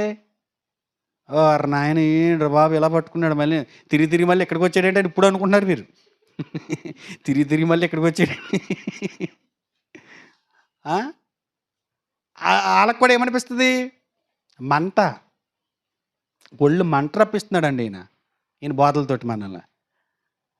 అది చూసుకోవద్దు అంటాడు, ఎదురు చూసుకోవద్దు అంటాడు, పొద్దున్న లేవగానే ఆ మొహం చూడొద్దు అంటాడు, ఈ మొహం చూడొద్దు అంటాడు, వాస్తులు చూడొద్దు అంటాడు, బాత్రూమ్ ఈ మూల ఉండాలి ఆ మూల ఉండాలి అంటే వీళ్ళు ఏమో ఎక్కడున్న ఒకటి అంటాడు, గుమ్మాలు ఈ పక్కన ఎట్టుకోవాలి ఆ పక్కన ఎట్టుకోవాలంటే ఈయనేమో ఎక్కడున్న ఒకటి అంటాడు. ఆ దిక్కు ఈ దిక్కు అని ఆ భూమి మీద ఎన్ని దిక్కులు ఉన్నాయి? 4 దిక్కులు. ఇప్పుడు ఏ దిక్కులో ఉన్నాం మనం చెప్తారా? మనం ఏ దిక్కులో ఉన్నాం? ఇప్పుడు ఏ దిక్కులో ఉన్నాం చెప్పండి. ఇప్పుడు మనం ఇప్పుడు కూర్చున్న దిక్కు ఏంటి? దక్షిణం. నేను దక్షిణ వైపు చూస్తున్నాను. ఇటు ఉత్తరం, ఇటు తూర్పు, ఇటు పడమర కదా. మన ఇక్కడ ఈ బిల్డింగ్ దగ్గర పరిమితి అయిపోయి మనం. మరి సూర్యుడు ఇక్కడికి వచ్చాడేంటి? పొద్దున ఈ పక్కన ఉన్నాడు. అంటే మనం ఇలా ఉన్నాం పొద్దున్న, ఇప్పటికి ఇలా తిరిగాం. నువ్వు తిరగకపోయినా భూమి తిరిగిపోతుంది. నువ్వు దక్షిణం అని చెప్పేసి దక్షిణ మండలి ఫేసింగ్ అని చెప్పి ఆవిడ సిద్ధాంతం చెప్పాడు, దక్షిణం ఏర్పాటు చేస్తున్నావు. మధ్యాహ్నానికి నేను తూర్పు తీసుకొచ్చి కూర్చోబెడుతుంది భూమి. దిక్కులు చూసుకుని నీకు దిక్కులు ఏం చేస్తున్నారా అంటున్నాడు ఈయన. నాకు దిక్కులు కావాలంటాం. సాయంత్రానికి మళ్ళీ ఈ పక్క వస్తాడు సూర్యుడు. అంటే సూర్యుడు ఈ పక్క రావట్లేదు, నువ్వు ఈ పక్క తిరిగావు. పొద్దున్న అదే సూర్యుడు ఈ పక్కన ఉన్నాడు, సూర్యుడు ఈ పక్కనే ఉన్నాడు, కానీ భూమి ఈ పక్క తిరిగింది. మొత్తం 4 దిక్కులు రోజు అనిపిస్తాం మనం. 4 దిక్కులు చూస్తాం రోజు. ఇప్పుడు ఇలాంటివన్నీ ఏమనిపిస్తుంది? యేసుప్రభువు గారు చెప్పిన మాటలు బట్టి బాధ అనిపిస్తుంది, నొప్పి కలిగిద్ది. యేసు బోధలో ప్రధానమైనటువంటి ముఖ్యాంశం ఏంటంటే విపరీతమైనటువంటి కర్మకాండతో ఆడంబరం, బలోపేతమైనటువంటి వైభవపేతమైనటువంటి ఉత్సవంతో కూడినటువంటి మానవ మతాచారాలను కోకటి వేళ్లతో పీకిలించడం ఆయనకి ఇష్టం. కోకటి వేలుతో పీకేలని చూస్తున్నాడు. నిజదేవుడి మీద నమ్మకం కోల్పోతున్నారని వారి మత సంబంధమైన ఆచారాలైనా ఖండించినందుకు యేసును అంగీకరించడానికి వాళ్ళు ఇష్టపడలేదు. ఏం చేశారు వాళ్ళు? చాలా తీవ్రంగా వ్యతిరేకించారు. లోపాన్ని ఖండించినప్పుడు బాధపడేవారు నేడు ఉంటారా? నాడేనా? ఇప్పుడు రేపు కూడా ఉంటారు. నాడు, నేడు, రేపు. యేసుక్రీస్తు వారిని ఎందుకు నమ్మలేదు వాళ్ళు? ఇలాంటివన్నీ చెప్తున్నాడు. అదంటే ఏదంటే పాస్టర్ గారి దగ్గరికి వెళ్ళి వద్దానా ప్రార్థన వద్దు, వాడు వెళ్ళిన కానీ ఏదో కూడా చెప్తాడు వద్దు, అన్నీ అయిపోయిన తర్వాత చెప్దాం. ఇలాగ ప్రతిదీ కూడా అంతే. దైవికమైనటువంటి విషయాలు ఎలా ఉంటాయంటే బాధ కలిగిస్తాయి. ఈరోజు కూడా అంతే. చాలామంది మనం ప్రభుని నమ్మకమన్నప్పుడు బాబు మీకు దినాలు ఉండవు, దెబ్బలు ఉండవు, దినం చేసుకుని భోజనం పెట్టుకోరు, దెబ్బలు ఉండవు, అవి ఉండవు, ఇవి ఉండవు అంటారు. కొంతమంది రాకపోవడానికి కూడా కారణం అదే. అన్నీ పీకేమంటారు, 2 మీద ఉన్నాయన్నీ పీకేమంటారు, అది ఎట్టుకోకూడదు అంటారు, ఇది ఎట్టుకోకూడదు చెప్తుంటారు. ఖర్చు లేని భక్తి మనది, కాస్ట్లీ భక్తి వాళ్ళది. మన దగ్గర ఏమి లేనందుకు మనం సంతోషించాలి. చక్కగా చేసుకునే మతం మనది, లేనిపోని అంటగట్టే మతం మనదే కాదు. చక్కగా నీట్గా చేసుకుని సంతోషించే రూట్ మనది, మార్గం మనది. తర్వాత ఆఖరిగా వారు ఇష్టపడలేనంత వినయంగా యేసుక్రీస్తు వారు ఉన్నాడంట. వారు ఇష్టపడలేనంత వినయంగా. మరీ వినయం ఏమైపోతుందో తెలుసా? బాధేస్తుంది. యేసుప్రభువు ఆయన పరిచర్యలు మీరు చూడండి. ఆయన పరిచర్యలో చాలా వినయాన్ని ప్రదర్శించాడు ఆయన. చాలా వినయంతో నడిచాడు ఆయన. ఒక పుట్టుగుడ్డోడు వస్తే ఆ పుట్టుగుడ్డు వాడికి ఏం చేశాడు ఆయన? ఉమ్ము ఊసి ఆ అమ్ముతో నేల ఎల్ల తిప్పి మట్టి చేస్తే మట్టి అవుతే ఆ మట్టి తీసుకొచ్చి కళ్ళకు పూసి సులువైన కోనేడు దగ్గరికి వెళ్ళి స్నానం చేసినా అన్నాడు. వెళ్ళాడు, అలా మునిగాడు, కళ్ళు కనిపించినాయి లేవు. కనిపించినాయా? అది ఎంత వినయంతో కూడుకున్న విషయం అంటే చెప్తున్నాను చూడండి. అలా తగ్గిపోతే మనోళ్ళకి ఇష్టం లేదు. ఎవరైనా నయమాని, ఉదాహరణకు నయమానే చూడండి. కుష్ఠరోగంతో వచ్చాడు ఎలీషా దగ్గరికి. ఎలీషా యేసుక్రీస్తు వారికి సాయిగా ఉన్నాడు. నయమాను క్రైస్తవేత్తర్లకి సాయిగా ఉన్నాడు. నయమాను కుష్ఠరోగం తగ్గిస్తారు ఎలీషా అని సమాచారం విన్నాడు కదా. విన్న సమాచారాన్ని బట్టి నయమాన్ దగ్గరికి వచ్చాడు. నయమాన్ దగ్గరికి వచ్చినప్పుడు నయమాను ఎలీషా దగ్గరికి వచ్చినప్పుడు ఎలీషా ఏం చేశాడు? యొర్దాను నదిలో 7 సార్లు మునిగి రమ్మన్నాడు. 7 మార్లు మునిగి రమ్మన్నాడు. కోపం వచ్చేసిందా? 7 సార్లు మునగటం ఏంటి? మాకు లేవా నంబర్ 1 నదులు? అరాబా పరపర మాకు లేవా? యొర్దాను నదులు మొలగాల. నేను నెత్తిమ చేసి టకటకటలు ఆడిస్తాడు అనుకున్నాను, నేను మ్యాజికల్ చేస్తాడు అనుకున్నాను అని చెప్పి కోపగించుకుని వెళ్ళిపోయాడు. అంటే మనిషికి ఏం కావాలి? హంగు ఆర్పాటం కావాలి. ఏం కోరుకున్నాడు తెలుసా? నిజంగా ఎలీషా నువ్వు వెళ్ళి ఒక తట్టడు మట్టి తట్టడు పేడ తినేసిరా అంటే తిని వచ్చేద్దుడు. నువ్వు వెళ్ళి పలానా దేశంలో ఆ మూలలో అక్కడ పేడ తెచ్చుకుని 2 ముద్దలు తెచ్చి నుదుటికి రాసుకుని ఒళ్ళంతా పూసుకుని స్నానం చేయండి చేసేద్దుడు. చేయడా? ఏంటి చాలా మునిగిపోయి లేచితే తగ్గిపోతా? చాలా సింపుల్ ట్రిక్ అంతే. యేసుప్రభువు వారు చాలా వినయాన్ని ప్రదర్శించాడు. ఎక్కడ కూడా హై లెవెల్లో చూపించలేదు ఆయన. ఎందుకంటే లోకల్ ఎర్రివారిని ఎంపిక చేసుకున్నాడు ఆయన. ఎర్రి పనుల్లో కనిపించింది ఈ లోకానికి అయ్యి. 7 సార్లు మునిగి రమ్మంటే ఏదో చేస్తాడు అనుకున్నాడు. నిజంగా యేసుప్రభువు వారు ఈ రోజుల్లో ప్రజల్ని ఇలా ఒకసారి తండ్రి కుమార్ పరిశుద్ధాత్మలో మునిగి ఇలా లేస్తే నీ పాపాలకు క్షమిస్తాను అంటున్నారు కదా, సంఘంలోకి చేర్చుకుంటా అంటున్నారు కదా. అది చాలామందికి ఇష్టం లేదు. మునిగిపోయి లేచిపోతే అయిపోద్దా అని బాప్తీసాన్ని కూడా నిరాకరిస్తున్నారు. అంటే వీళ్ళకి కాస్ట్లీగా ఉండాలి, వినయంగా ఉండకూడదు. ఎలా ఉండాలి మరి? నువ్వేం చేయాలి? నువ్వు బాప్తీసి నీటిలో మునగొద్దు, కానీ ఫాస్ట్ గారికి 2 జత బట్టలు, ఫాస్ట్ అమ్మ గారికి 2 పట్టు చీరలు, సంఘంలో పెద్దలకి 4 జతల బట్టలు, ఇవన్నీ చెప్పుకోవచ్చు అనుకో. రెడీ చేస్తానని అంటారు. అలా చెప్పాలి వీళ్ళకి. కొంతమంది పిసినారు వాళ్ళు ఉన్నారు. వాళ్ళు ఏంటంటే సరిగ్గా ముంజులైపోతే చాలు అనుకునే వాళ్ళు ఉన్నారు. ఆ రకమైనటువంటిది కూడా నిరాకరణ సుమే. 5,000 వచ్చలేదు, ఏం కొనక్కర్లేదు, ఏం పెట్టక్కర్లేదు. చర్చకొచ్చే వాళ్ళు కూడా అలాగే ఉంటారు కొంతమంది. ఆయన దగ్గరికి వెళ్తే 5,000 వచ్చి ఉండదు, వెళ్ళి కూర్చుని వచ్చేయచ్చు. మనకు కావాలనుకుంటే లేదు, కానుక కూడా అడగడు. అక్కడికి వెళ్ళినామనికి అన్నీ అడుగుతాడు, పీకి ఎత్తటి. నువ్వు ఏసీకి పెట్టుకో ఈ నెల బిల్లు, ఈ నెల కరెంట్ బిల్లు పెట్టుకో అన్నాడు ఇంకో. అక్కడికి వెళ్ళే వాళ్ళు కూడా ఉంటారు, నాకు అలా చెప్పు కూడా కావాలని. కొంతమంది ఇలాంటి మంద తగిలడ్డారు అంటున్నాను. అతి వినయం వాళ్ళు ఏం చేసిందో తెలుసా? చాలా బాధ పెట్టేసింది. నయమానికి ఎలా అయితే ఇష్టం లేదో యేసుక్రీస్తు వారు చేసినటువంటి ఈ అద్భుతాలు, ఈ ఆశ్చర్యకార్యాలు చాలా సింపుల్ వైజ్గా తీసుకున్నారు. వాళ్ళు తక్కువగా భావించారు. ఆ వినయాన్ని వాళ్ళు భరించలేకపోయారు. కుంపట్లా తయారయ్యాడు ఆయన. వీళ్ళేమో హై రిచ్గా చేస్తారు, ఈయనేమో సింపుల్గా తేల్చేస్తున్నాడు. మన అక్కడ ఈ ఇల్లు ఓపెనింగ్లకి ఏ చేస్తుంటారు కదా, ముందు ప్రార్థన చేస్తకి వెళ్ళినప్పుడు ఇంత బాటిల్ ఎట్టుకొచ్చేస్తున్నారు కొబ్బరి నూనె, కొత్తది కొనుక్కొచ్చేసి. దేనికన్నా అనుకో అందులో పోయింది. వాళ్ళు మనకి చెప్తుంటారు, మరి వాళ్ళే చేసుకోవచ్చు కదా. అందులో పోయింది. అందులో 4 ఇటుకలు, ఒక్కొక్క ఇటుక నల్ల ఇటుక, కాల్చిన ఇటుకలు నల్లగా ఉంటున్నాయి కదా, అది ఒక్కొక్క ఇటుక ఇంత అని చెప్తారు అక్కడ. అవన్నీ కొనుక్కొచ్చి 7 ఇటుకలు పెట్టాలి. 7 ఇటుకలు పెట్టండి. ఈ ఖర్చు లేని పని ఖర్చు పెట్టుకుని ఆయిల్ డబ్బాలు కొనుక్కొచ్చి అవి ఏం చేయకుండా వచ్చామనుకో, అయిపోయిందా? శంకుస్థాపన అయిపోయిందా? ఇంతేనా? ప్రార్థన ఒకటేనా? మరి ప్రార్థనకి మించింది ఏదైనా ఉందా? ఆ ఇటుకలు, ఆ నూనె, ఆ గొయ్య, అలాంటి చిన్న చిన్న పనులు ప్రజలకు నచ్చవు. ఎలా ఉండాలి? ఒకవేళ మంచి పాస్టర్ వచ్చారనుకో, వాక్యానికి పిలిచారనుకో, ఒకప్పుడు ఇలా ఉండేది, ఇప్పుడు ఇలా ఉంది అని పొట్టు ఎత్తాను, కానీ మీటింగ్ రావట్లేదు. అంటే గతంలో ఎలా ఉన్నారు, ఇప్పుడు ఎలా ఉన్నారు, అది మనం చూపించాలి వాళ్ళకి. ఎంత ఎంత దారుణం అంటే ఆ రోజు ఈరోజు ఎప్పటికీ మనుషులు యేసుని నిరాకరించడానికి ఇవే ప్రధానమైనటువంటి కారణాలు. ఇవే ఆయన వినయాన్ని కూడా వాళ్ళు తట్టుకోలేకపోయారు. అందుకే ఏం చేశారు వాళ్ళు?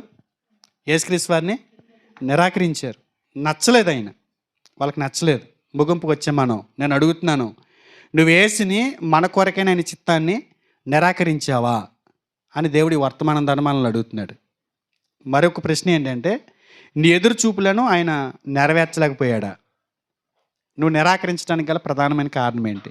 నీ ఎదురు చూపుల్ని ఆయన నెరవేర్చలేకపోయాడా? ఆయన మన భౌతికవాదాన్ని, మానవ మత సాంప్రదాయాలను ఖండించినందుకు మనకు ఆశాభంగం కలిగిందా ఎప్పుడైనా? ఒకసారి ప్రశ్నించుకోండి. అవునంటే అవును, కాదంటే కాదని మీరు జవాబు పెట్టుకోండి. అవును అనే ప్రశ్న వచ్చిందనుకో, జవాబు వచ్చిందనుకో ప్రశ్నకి, నువ్వు యేసుక్రీస్తు వారిని నిరాకరిస్తున్నట్టు లెక్క ఇప్పటికీ. కానీ నమ్ముతున్నావు, వస్తున్నావు అంతే, కానీ నువ్వు నిరాకరిస్తున్నావు. చేయవలసిందిగా ఆయన మనకు ఆజ్ఞాపించిన విషయాల్లోనే అతి సామాన్యతను బట్టి ఆయనను నిరాశపరిచామా? చిన్న చిన్న విషయాలు బట్టి ఇంతేనా, అయిపోయిందా అని అనుకుంటుంటాం కదా. ఏదో చేస్తాడనుకున్నాం, పాస్టర్ గారు ఏం చేయలేదు, సింపుల్గా చేసేసారు అనుకుంటాం, చూసారా? అది కూడా యేసుక్రీస్తు వారిని నిరాకరిస్తున్నట్టు లెక్క. మీరు ఎక్కువ హోప్స్ పెట్టుకోకూడదు. దేవుని వాక్యాన్ని దాటి మనం నమ్మకాలు పెట్టుకోకూడదు. దేవుని వాక్యాన్ని దాటి మనం ప్రణాళికలు రచించుకోకూడదు. దేవుని వాక్యాన్ని ఆయన వాక్యపు పరిధిలోని మాత్రమే మనం ఉండాలి. మొదటి శతాబ్దంలో యూదుల వల్ల మనం ఆయనను నిరాకరింపకుండా చూసుకోవాలి మన జీవితాల ద్వారా. మళ్ళీ ఒకసారి జ్ఞాపకం చేస్తున్నాను, యూదులు యేసుక్రీస్తు వారిని నిరాకరించింది ఎందుకు? 1, ఆయన తీవ్రంగా నిరాశపరిచాడు. 2, వారి భౌతికవాదాన్ని ఆయన ఖండించాడు. 3, వారి పారంపర్య ఆచారాలని ఆయన దుయ్యబట్టాడు. 4, వారు తట్టుకోలేనంత వినయాన్ని ఆయన చూపించారు, ప్రదర్శించారు. కనుక వీటిలో ఏ ఒక్కటైనా సరే నేను బాధ కలిగిస్తుంది అని అంటే, ఖచ్చితంగా నువ్వు కూడా యేసుక్రీస్తు వారిని నమ్మిన భ్రమలో నిరాకరిస్తున్నావు. ఓకే, ఇప్పటికీ ఆ రోజు యూదులు అంగీకరించలేనటువంటి ఆయన నిరాకరించడానికి కారణమైనటువంటి ఈ లక్షణాలు ఇప్పటికీ యేసుక్రీస్తు వారిని నమ్మకపోవటానికి ఇవే ప్రధానమైనటువంటి కారణాలుగా ఉన్నాయి. ఒకసారి గుర్తుపెట్టుకోండి, ఆలోచించండి. ఎవరైనా యేసుక్రీస్తు వారిని నమ్ముతలేదని అంటే ఈ 4 పాయింట్లు వాళ్ళ దగ్గర ఉన్నట్టే. ఆ 4 ఏదో ఒకటి వాళ్ళ దగ్గర ఉన్నట్టే. అర్థమైందా? ఆలోచిస్తారనుకుంటున్నా. యేసుక్రీస్తు వారిలా ఆయన జీవితాన్ని మన ఆదర్శంగా తీసుకోవాలి. మన జీవితాల్లో కూడా మనల్ని కొంతమంది నిరాకరిస్తున్నారు అని అంటే, మనం కూడా ఈ 4 యేసుక్రీస్తు వారు కోరినట్టుకుంటున్నాం కాబట్టి మనకేం ఎదురవుతున్నాయి? నిరాకరణలు ఎదురవుతున్నాయి. చాలామంది మనల్ని నిరాకరిస్తున్నారు. అర్థమైంది అనుకుంటున్నా. దేవుడి మాటలు మీ హృదయాల్లో ఆలోచన పుట్టించింది గాక. ప్రార్థన చేసుకుందాం.